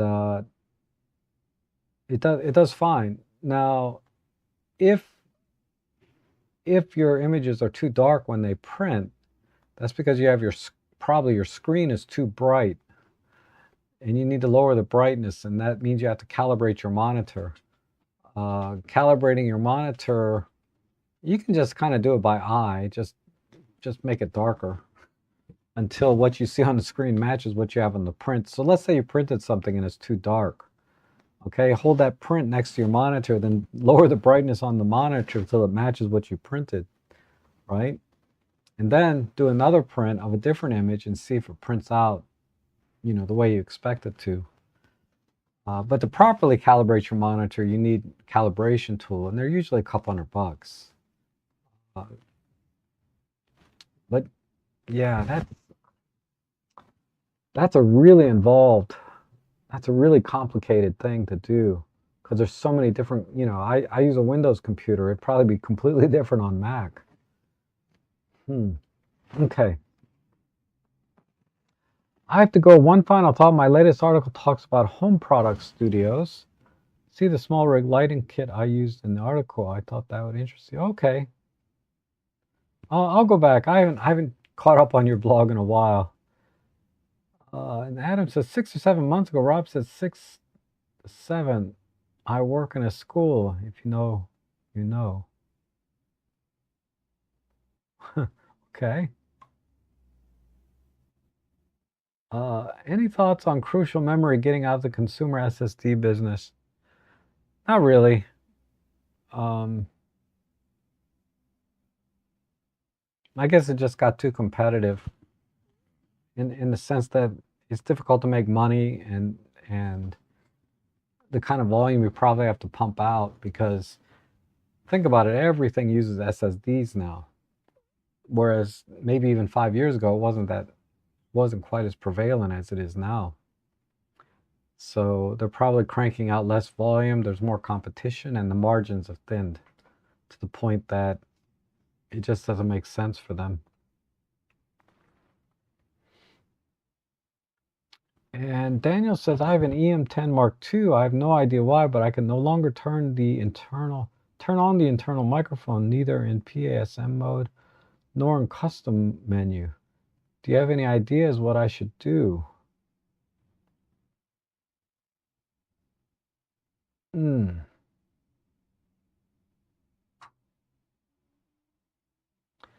So you need to be a little more specific. Is it grayed out? Like you have the line item there to turn the microphone on, but it's grayed out? Or, gosh, it's been so long since I've looked at an EM10 Mark II. Hold on. Closest, my EM10 Mark II doesn't work anymore, but I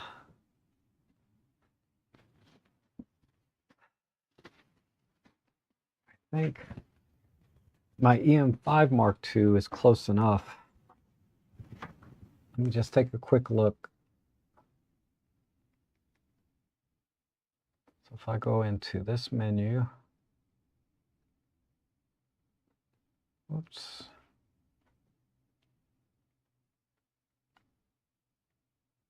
And in the movie menu,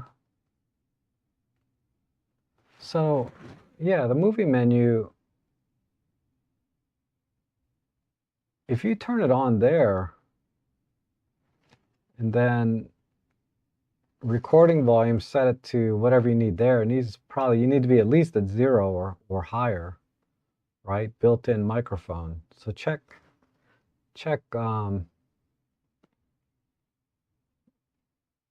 that. But I'm at 0, but 0 means it's on. I mean, 0 is just kind of in the middle. But there's recording volume. Those are the only two things. I can't think of any reason your internal microphones would not be working if it's turned on there. Call the Film Sims Trek Pack. Right. Like, bro, you need some weird Sims like Skittles. Yeah. And the Great Van Zini says, loved your old photo walks. Yeah, they were fun. I used to really enjoy doing them. I think what happened was, the pandemic came along, and after that, I was doing less and less, obviously. Doesn't really matter with that SSD and RAM vendors. There's only 3 or 4, don't recall, vendors for the essential chips, all the names we know. They buy the chips and burn them on boards. Okay. Also, Owen needs you to do classes on their cams, as I've really never seen other YouTubes with your skill. Yeah, it's been a while since I've made a video. But I still get comments on my older videos that, like someone just posted something. They said, "You're the most underrated teacher ever," or something like that. And I was like, "Oh, thanks." I used to get a lot of compliments on my older videos. Um, and the reason is, and not every, if you connect with somebody, the teacher and the student, if you connect with them, then everything's kosher. Some people found my videos too long, boring, long-winded. But the people that watch them really enjoy them, right? Because I'm very methodical and I try not to leave any gaps or skip any steps, and I try to explain why I'm doing each one, even though like 99% of it, some people know already, but they really appreciate that one thing that they missed. And then everything clicks, right? Your proposal for the vlog sounds great, as there really isn't anyone doing that would have a great value for everyone, not just a small segment. Okay. And try factory reset. That normally cures most issues. Well, full reset would be uh, I think probably what you mean is a full reset. A factory reset, you have to go into the secret menu to do that. But you can do a full reset in the regular menu on the camera. There was a great photo lab here, very technical. Unfortunately, they closed their doors for good in December. Ugh. Any way to stop Topaz from having me resign in? I don't use Topaz, so I don't know. I have the very old versions of Topaz. So it's great. That's what I did, but it doesn't work. Okay. Let me give some thought for a second. Can't help but wonder if the decline in viewership is because fewer people are buying bodies and lenses and just their cell phones. Well, yeah, partially, right? The camera industry is kind of a shrinking market. I mean, I don't know what the latest numbers are, but all right, let me look at this microphone situation real quick. What else could be causing that? So I'm going to put the camera into movie mode. Okay. Let me go to the record movies on mode, manual, emitter off.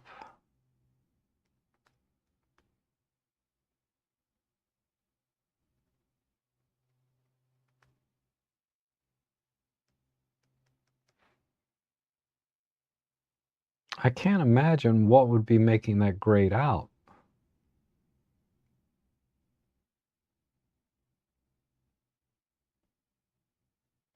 I just don't see anything in here.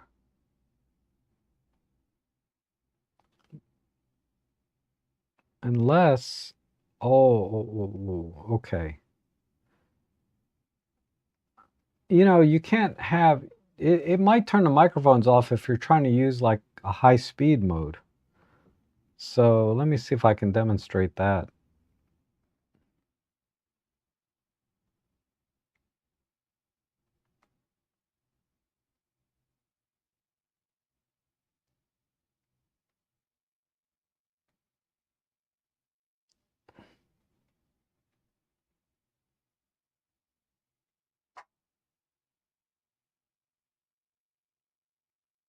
Okay. It's been a long time.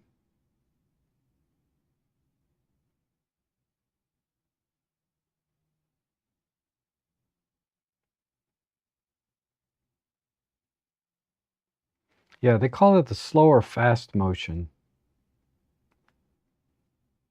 Oops.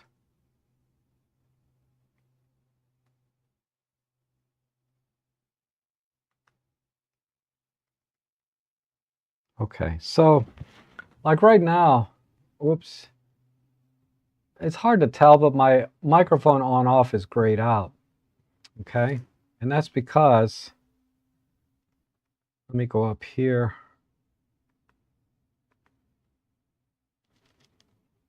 if you look at the movie setting that I'm using, let's see if I can get that to focus.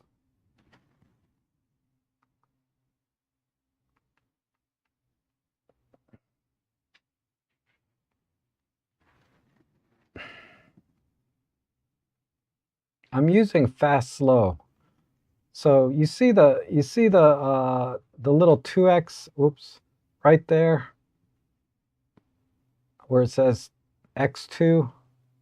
It's hard to do this backwards, but you need to get out of that movie mode. That's all it is. So you want to click the info button, you know, and just get out of this movie mode. Actually, don't even need to click the info button. Just select a different movie mode. And now if I scroll down, you can see my microphone is back. So that's what it is. You're like in the either fast or slow motion mode in one of the movie modes. You need to get out of that mode to like a regular full HD. Is it similar to, yeah, it's very similar. EM10, yeah, all the EM10s have similar menus. All the way up to the EM5 Mark III, the menus are pretty similar. Rob, how far from your home base do you travel for wildlife? About 2 hours, 100 miles is the most I ever travel. But generally I can go 10 miles to Huntley Meadows. That's probably the easiest wildlife place I can go to is Huntley Meadows. And then beyond that, I have to go a couple of hours to get wildlife. Some of your old videos are timeless. Episode 255 on RAW versus JPEG, 256 on the tone curve, 258 on sharpening and unsharp are fundamental. Oh, okay. Yeah, I remember those. Man, that was a long time ago. Because I'm up to video 500 now or something, right? Yippee, thank you. Okay, so that did work. Okay. And Henningsen, you somehow pull that information about the fast slow movie setting out of the corners of your brain and you say you have a crappy memory. Well, I don't know what, you know, when you work with a camera every single day, it just gets reinforced and stays right up here in the front. But a lot of things just, you know, people's names and faces and gosh, I hope I didn't miss somebody's birthday today. I think it's Walter's birthday. Let me check my calendar. Oh no, it's a couple of days from now. Okay, I want to miss somebody's birthday, but okay. How are we doing on time? I don't want to. I'm almost at the 2 hour mark. I haven't showed a single picture yet, but I did want to share with you a couple of pictures and talk about these.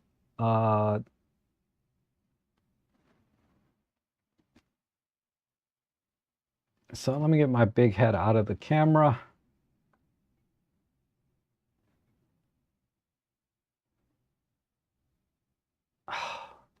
Hold on, the drive is spinning up. I still use physical hard drives for my external storage. So here's one I took this morning, Pentax monochrome. It is processed quite a bit. It wasn't this contrasty when I took the image. I mean, the raw image is not that.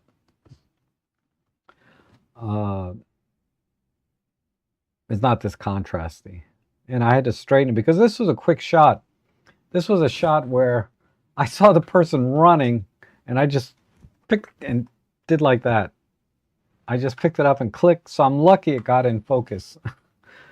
That was a lucky shot. But it came up pretty nice for just a quick, I mean, this was literally, I was just walking down the stairs from the Lincoln Memorial, and then this jogger came by, and I just went like that.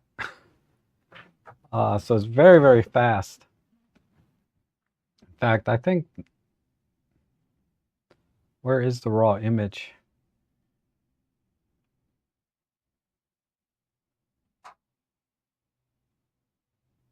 There's the raw image. Where is it? I just had it right in front of me.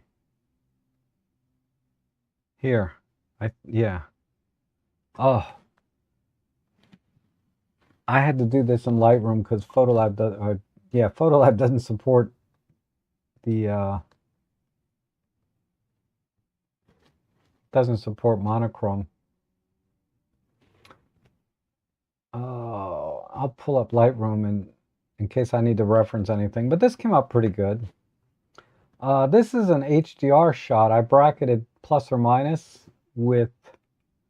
This was actually with the regular K3, not even the monochrome. I just converted it to monochrome. So this demonstrates you got to clean your lens before you shoot at f16 to get a starburst. So I'm using this fisheye lens. Apparently it's very dusty.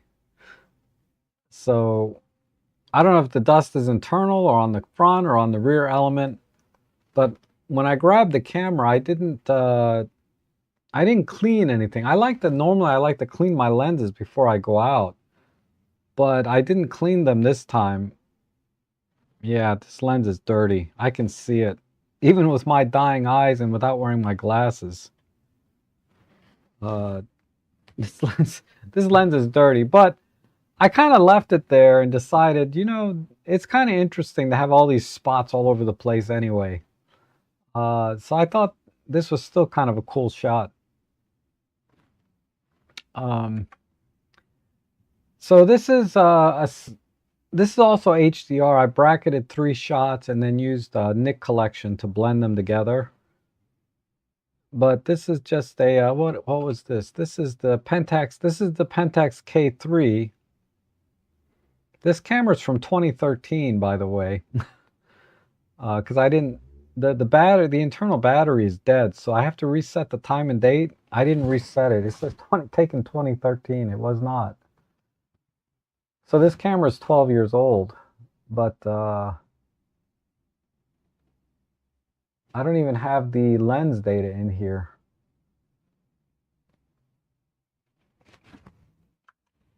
But this is a very common shot of this particular, the reflecting pond and the Washington Monument. Okay, this obviously Pentax K3 with the 8-16 Sigma.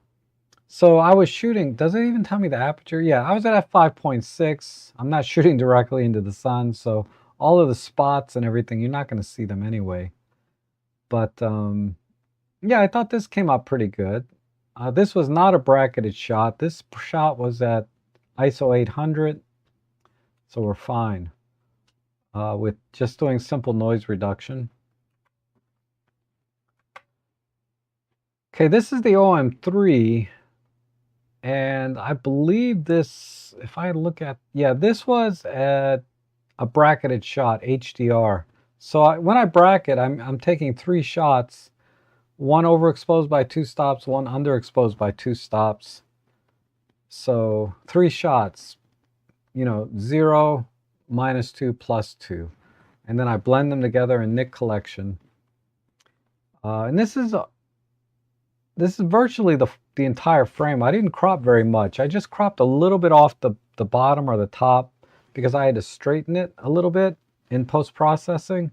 So you always lose a few pixels, but this is pretty much the full frame of the image. And believe it or not, the colors are really that vibrant. Even in the original RAW file, they're just a little bit richer. I had to tone the colors down a bit when I did the HDR because the HDR just seems to amplify the colors even more. But this place is pretty colorful. This is another shot, the OM3 with the 6mm 7 Artisans lens. So I'm doing a review on the 7 Artisans 6mm f2. And this is another shot. That's why there's no EXIF data. Other than, well, this one has a little bit. It says 7 Artisans 6mm. This was also an HDR shot. So I bracketed 3 images. Again, ±2.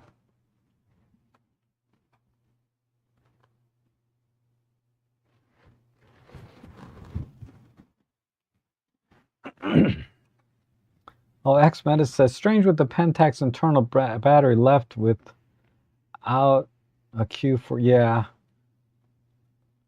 Yeah, my Pentax K1 has one other tiny issue, is the pop-up flash doesn't always work. One of the contacts inside when this pops up to let the camera know the flash is up is not coming on. It's not working properly. So there's that, but I don't, I can just put a flash on top. That's not a big deal. But the internal battery, yeah. I left the battery in the camera, so I thought leaving the battery in the camera would keep the time current, but it's not. It seems like, it's weird, but it seems like after X number of days or weeks, the internal clock just resets. Okay, this one is a straight up, let's see if this was high res shot. This was not a high, this was just a straight up single shot, ISO 20,000. But it cleaned up pretty nicely with the XO. So, like I said, this is a single shot, and you can see how punchy the colors are. I really like the colors I got that morning. This was an early morning, like dawn type shot. And really, really bold colors. This was an HDR I was messing with, or trying to get an HDR look. Okay, this one here is another bracketed shot, 3 shots plus or minus. So this goes back to what I was saying, is this week I did a lot of bracketing, HDR and high-res shot mode, without regard to the kind of images I was taking. So the images I took are just okay, right? But I was more interested in comparing high-res shot mode versus doing bracketing plus or minus and then exposure blending and post-processing. I can tell you my initial thoughts right now. It's better to just do a high-res shot mode with the proper exposure and then adjust in post-processing. There are very few instances where I actually clipped the highlights to a point that it was unpleasant, right? Because I'm always going to clip highlights somewhere. So like in this image, for example, I definitely clipped the highlight on this street lamp, right? Street lamp over here, up here. That's to be expected. So who cares if you clip highlights like that, right? But if I was clipping highlights, say, on this sailor over here with the white uniform, and I did clip a little bit, it's like, who cares, right? It's not a big deal. So I would have, instead of doing HDR, meaning, exposure bracketing, I need to retake this shot doing high-res shot mode. Now, the next time I go out, what I'm going to do is I'm going to bring a tripod ideally, but I'm going to do one shot in high-res shot mode with the exposure that I think is correct for the scene. So I might dial in a little negative exposure comp or a little bit of positive to emphasize either the shadows or save the highlights. Because usually you have to pick one. You can't get it all in a single shot. You have to say, okay, do I want to preserve the highlights or do I want to preserve the shadows, right? But I'll adjust the exposure, take a high-res shot, and then do a bracketed shot, do exposure bracketing, and then compare the blended one versus the single high-res shot mode. And then try to come to a consensus, okay, for these kinds of scenes, it's better to do a single high-res shot than it is to do exposure bracketing, because the flexibility you gain with exposure bracketing doesn't outweigh the overhead that comes with it, right? Because there's a lot of overhead. You have to have HDR software. If you have Lightroom, it's already built in, but it takes a little bit more work in post-processing with HDR than it does just working with a single image, right? So, I don't know. There's that. Let's see what else we got in here. Another exposure bracketed shot, HDR. This one is a high-res shot mode, I believe. Let me check the Yeah, this is a 50 megapixel handheld high-res shot. And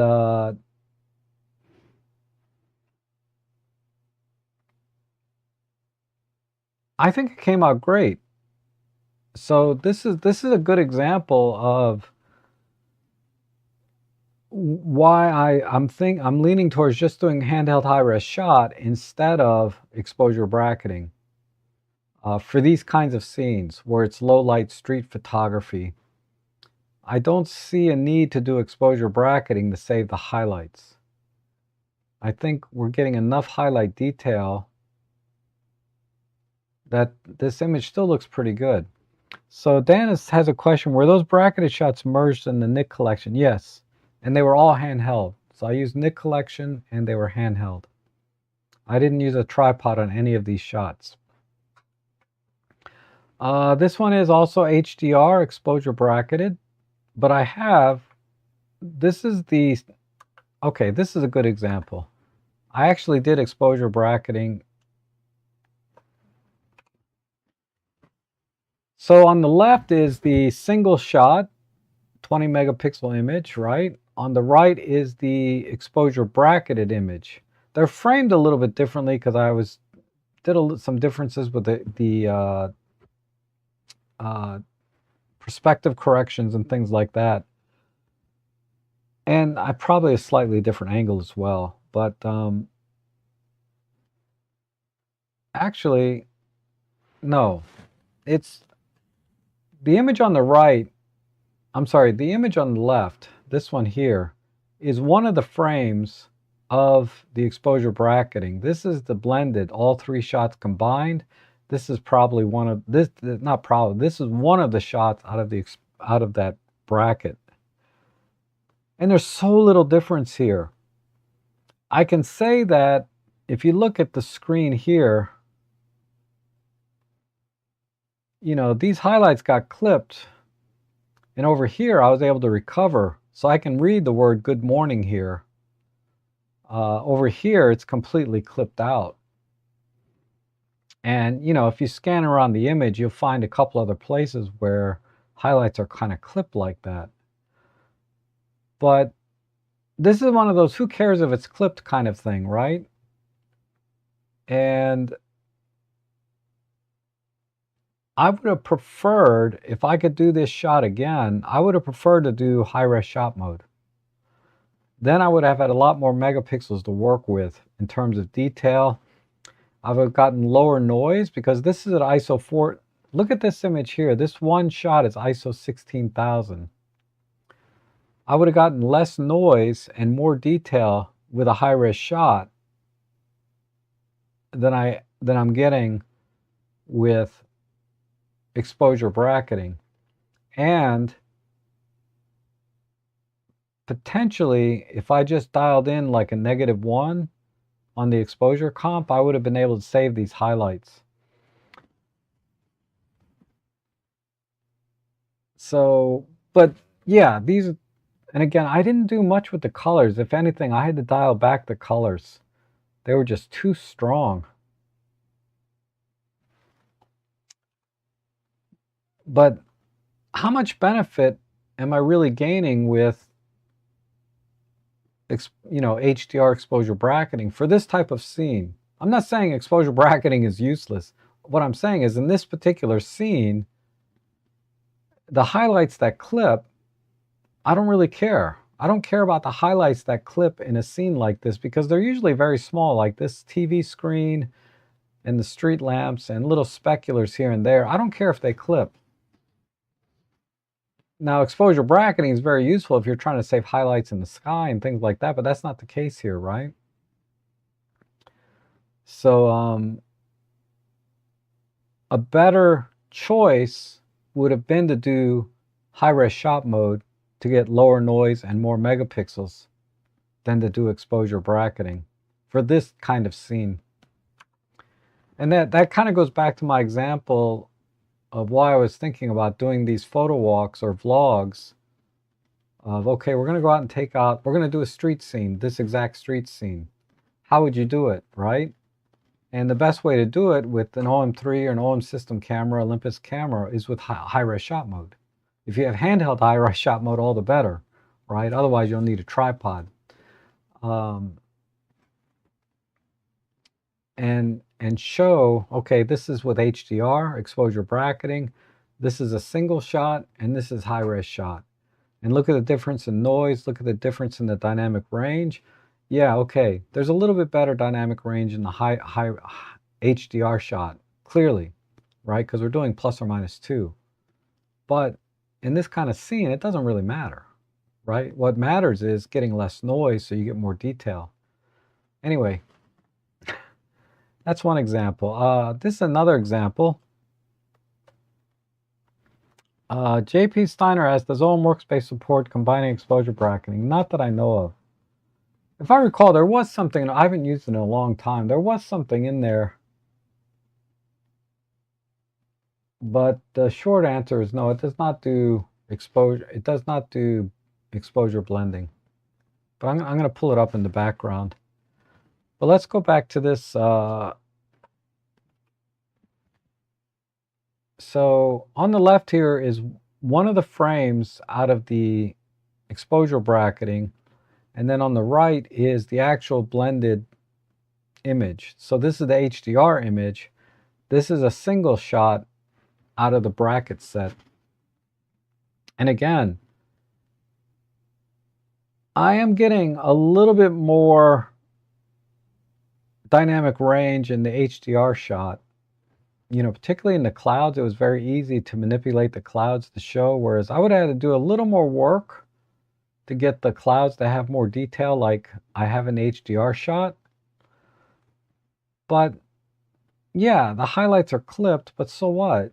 They're clipped in both images. The HDR, in terms of saving highlights and recovering shadows, made no difference because I exposed this properly to begin with. And I would have much rather had a high-res shot because here I'm at ISO 1250. This shot here, so I bracketed between 1250 and ISO 5000. I was, you know, the ISO is bouncing around to do the bracketing. But yeah, another good example of this would have been better if I did high-res shot mode. And let's see, this shot is high-res shot mode.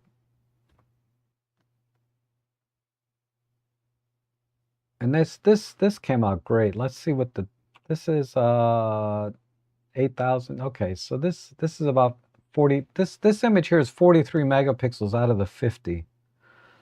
Because I cropped off the left side quite a bit and a little bit off the top. But look at the detail for high-res shot mode. And this is using a third-party lens. If I was using my 8mm Pro lens, this would have been even sharper, I think. But if I did this in HDR instead, what's the ISO on this? ISO 400, not bad.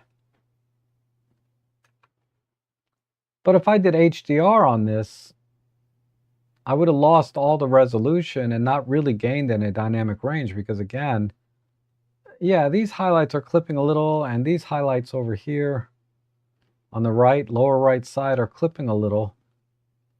But so what, right? This was, I was just testing the chroma. This is a lens testing kind of shot. This one here, this is a single shot. I don't think it's even high-res shot. It's not even a high-res shot. This is just a single shot and I cropped off the top and bottom. So we still like 5100 pixels across, the regular width of, you know, our 20 megapixel sensor. All I do is chop the top and bottom off to make this super wide pano. But we still got pretty good detail. Not bad. And I was using, what lens was I using on this? This was the, okay, this was the 6mm lens. And I'm at f2, yeah, so this is a third-party lens that's not tack sharp. It's very sharp, but it's not tack sharp like my 8mm Pro lens. And yet this still came out great. And this image is only 10 megapixels, right? Because I chopped the top and bottom off. I chopped off 10 megapixels to make this image. This is the high-res shot mode.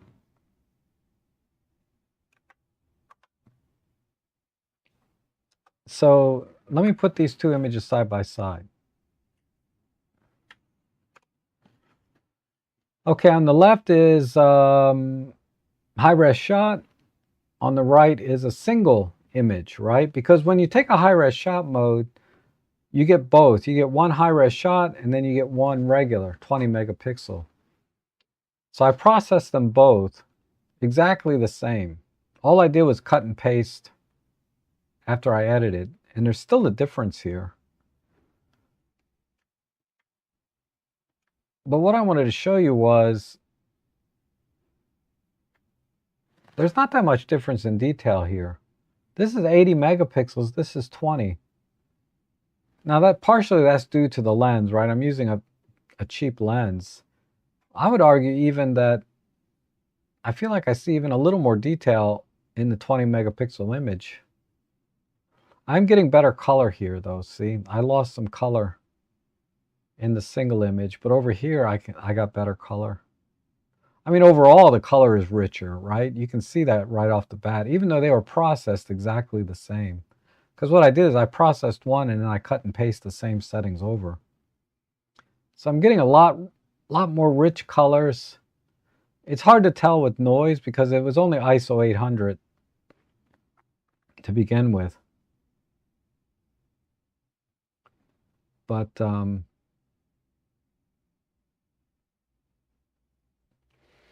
although I'm not gaining any detail, I am definitely gaining richer colors. I can definitely see that.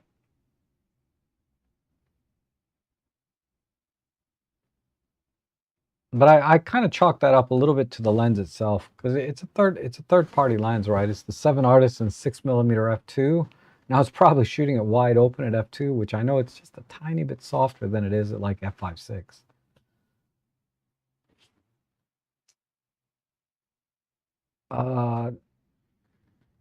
This image here, this is an HDR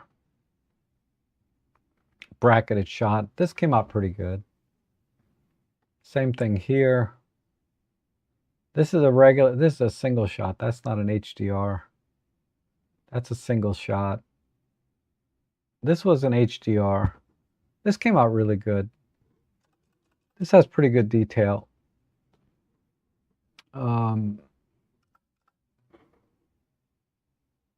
That's a good little lens for 200 bucks. The 7 Artisan 6mm f2 is not bad. So look for that review this week. I really need to finish it. I'll probably have to do it on Tuesday or Wednesday. But I'm done taking pictures with this lens. I'm not going to take any more photos. I have enough. That I have a pretty good idea of what this lens can do. But for those of you that don't want to watch the video, because you can just go to my Flickr page and I have all the pictures there that I'm going to show in the video. 200 bucks is a good lens. 6mm f2. It's not quite as wide as the 8mm Fisheye Pro, believe it or not. But the 8mm Fisheye Pro is kind of an exception. I noticed when I bought that lens, it was wider than my 7mm Panasonic. So I'm not sure how they calculated 8mm. Maybe they're talking about when it's in rectilinear form, but even then it was still wider. The 8mm is kind of freakishly wide. It's wider than actually what it's labeled as. I feel like it's like a 5 or 6mm lens, not 8. It's really wide for what it is.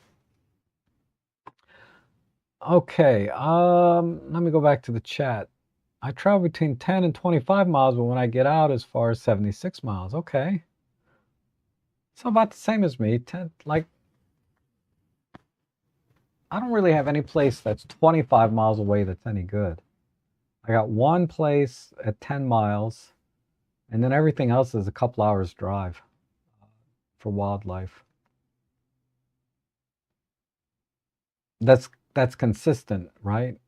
because there are, every now and then you'll get lucky in a lot of the other parks that are around here. You can get lucky, but consistently Huntley Meadows is pretty good, and then I have to go a couple hours.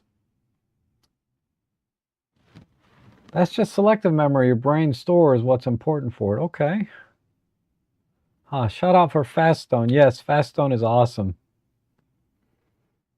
I love Faststone Image Viewer. And to ask people if you can use their photo. Oh, I think you meant, do you ask people if you can take or use their photo? No. I don't ask. I rarely take pictures of people. As you can see, this is a random shot in a public place. You don't have to ask. Okay? Not here in the US. You don't have to ask. Same thing here. We're in a public place. Now, if I'm going to use any of these images commercially, that could be an issue, right? But I'm not. I'm just taking them for my own personal use. And for educational purposes to some extent, but I'm not using that person for educational purposes, right? Yeah, I don't have, like, even this scene here. Do you see one body in this scene? That's because it's like 6 in the morning on a weekday. There's nobody there. It's almost like during the pandemic. This is what it looked like all the time.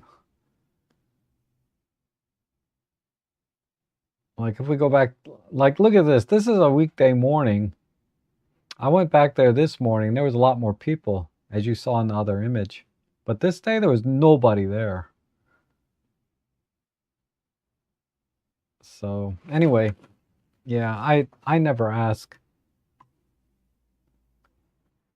Hate to say it, but some of my best images are the ones that I had no time to over-prepare. Just grab, click, yep. That's so true, right? And, oh, wow, lovely image. Oh, thank you. And that Starburst pic is cool. Yeah, I thought it was pretty cool, even though it had spots all over it. I need to clean out my lens and camera. And strange with that Pentax and turn. Oh yeah, I talked about that.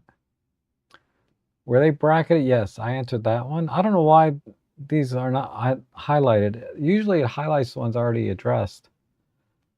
Does all workspace combine? Oh, I was going to check that. Okay, let me go here.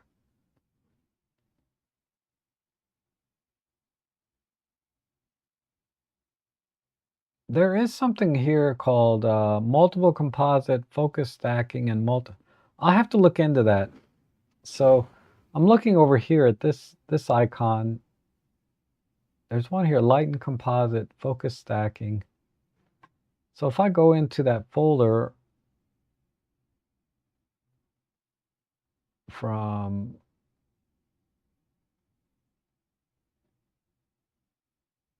I have to pick OM3 stuff.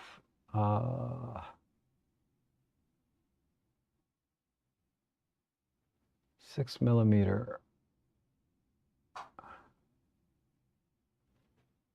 Let's see.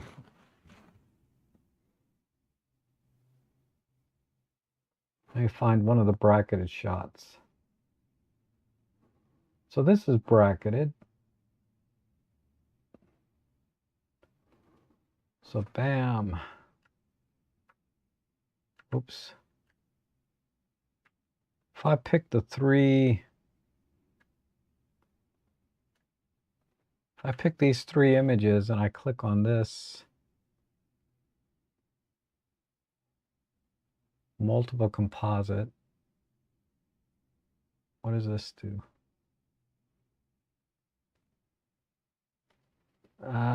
No, this is not HDR. And what is light and composite?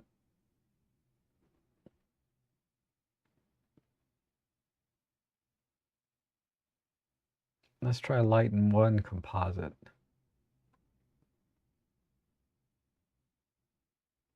This might be HDR. They just don't call it that. Export.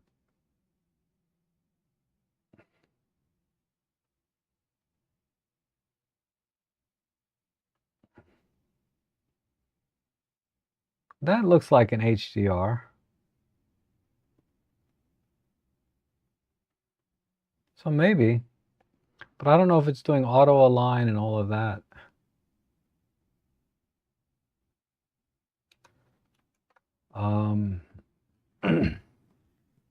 So yeah, I'll have to look into that. I'm not sure. I'm not 100% sure. Because maybe it's doing exposure, maybe it's doing HDR in that, what they call lighten composite. I'll have to look into it though. Maybe do half photo walk, half in studio. Yeah, that's what I was thinking. Half would be out in the field and coming back, and like I do my photo editing live streams, make that the second half. Add comparison with 9mm f8 if you can. I cannot. My 9mm f8 is broken. I dropped it and it cracked open. It still works, but I can't adjust the focus. Yeah, unfortunately. Was the one inside the Lincoln Memorial show with the Laois 6? No, the 7 Artisan 6mm f2. I don't have a Laois 6mm. So let me go back to that image. I think you're referring to this, probably this one. Is the EXIF data wrong? No, 7 Artisan 6mm. And this one, yeah, 7mm. 7 Artisan 6mm. Yeah, I don't have the Laois 6mm.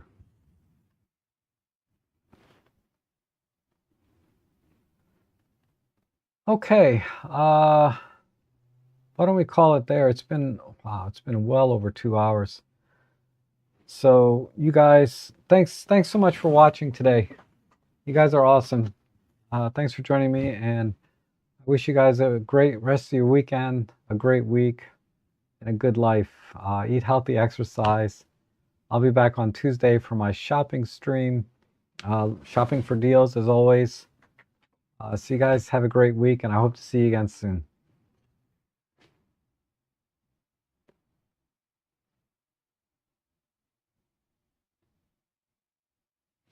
Oops, I was just reading Chuck's. It says the one with the sun flare, the Laois 6mm flares in the same way.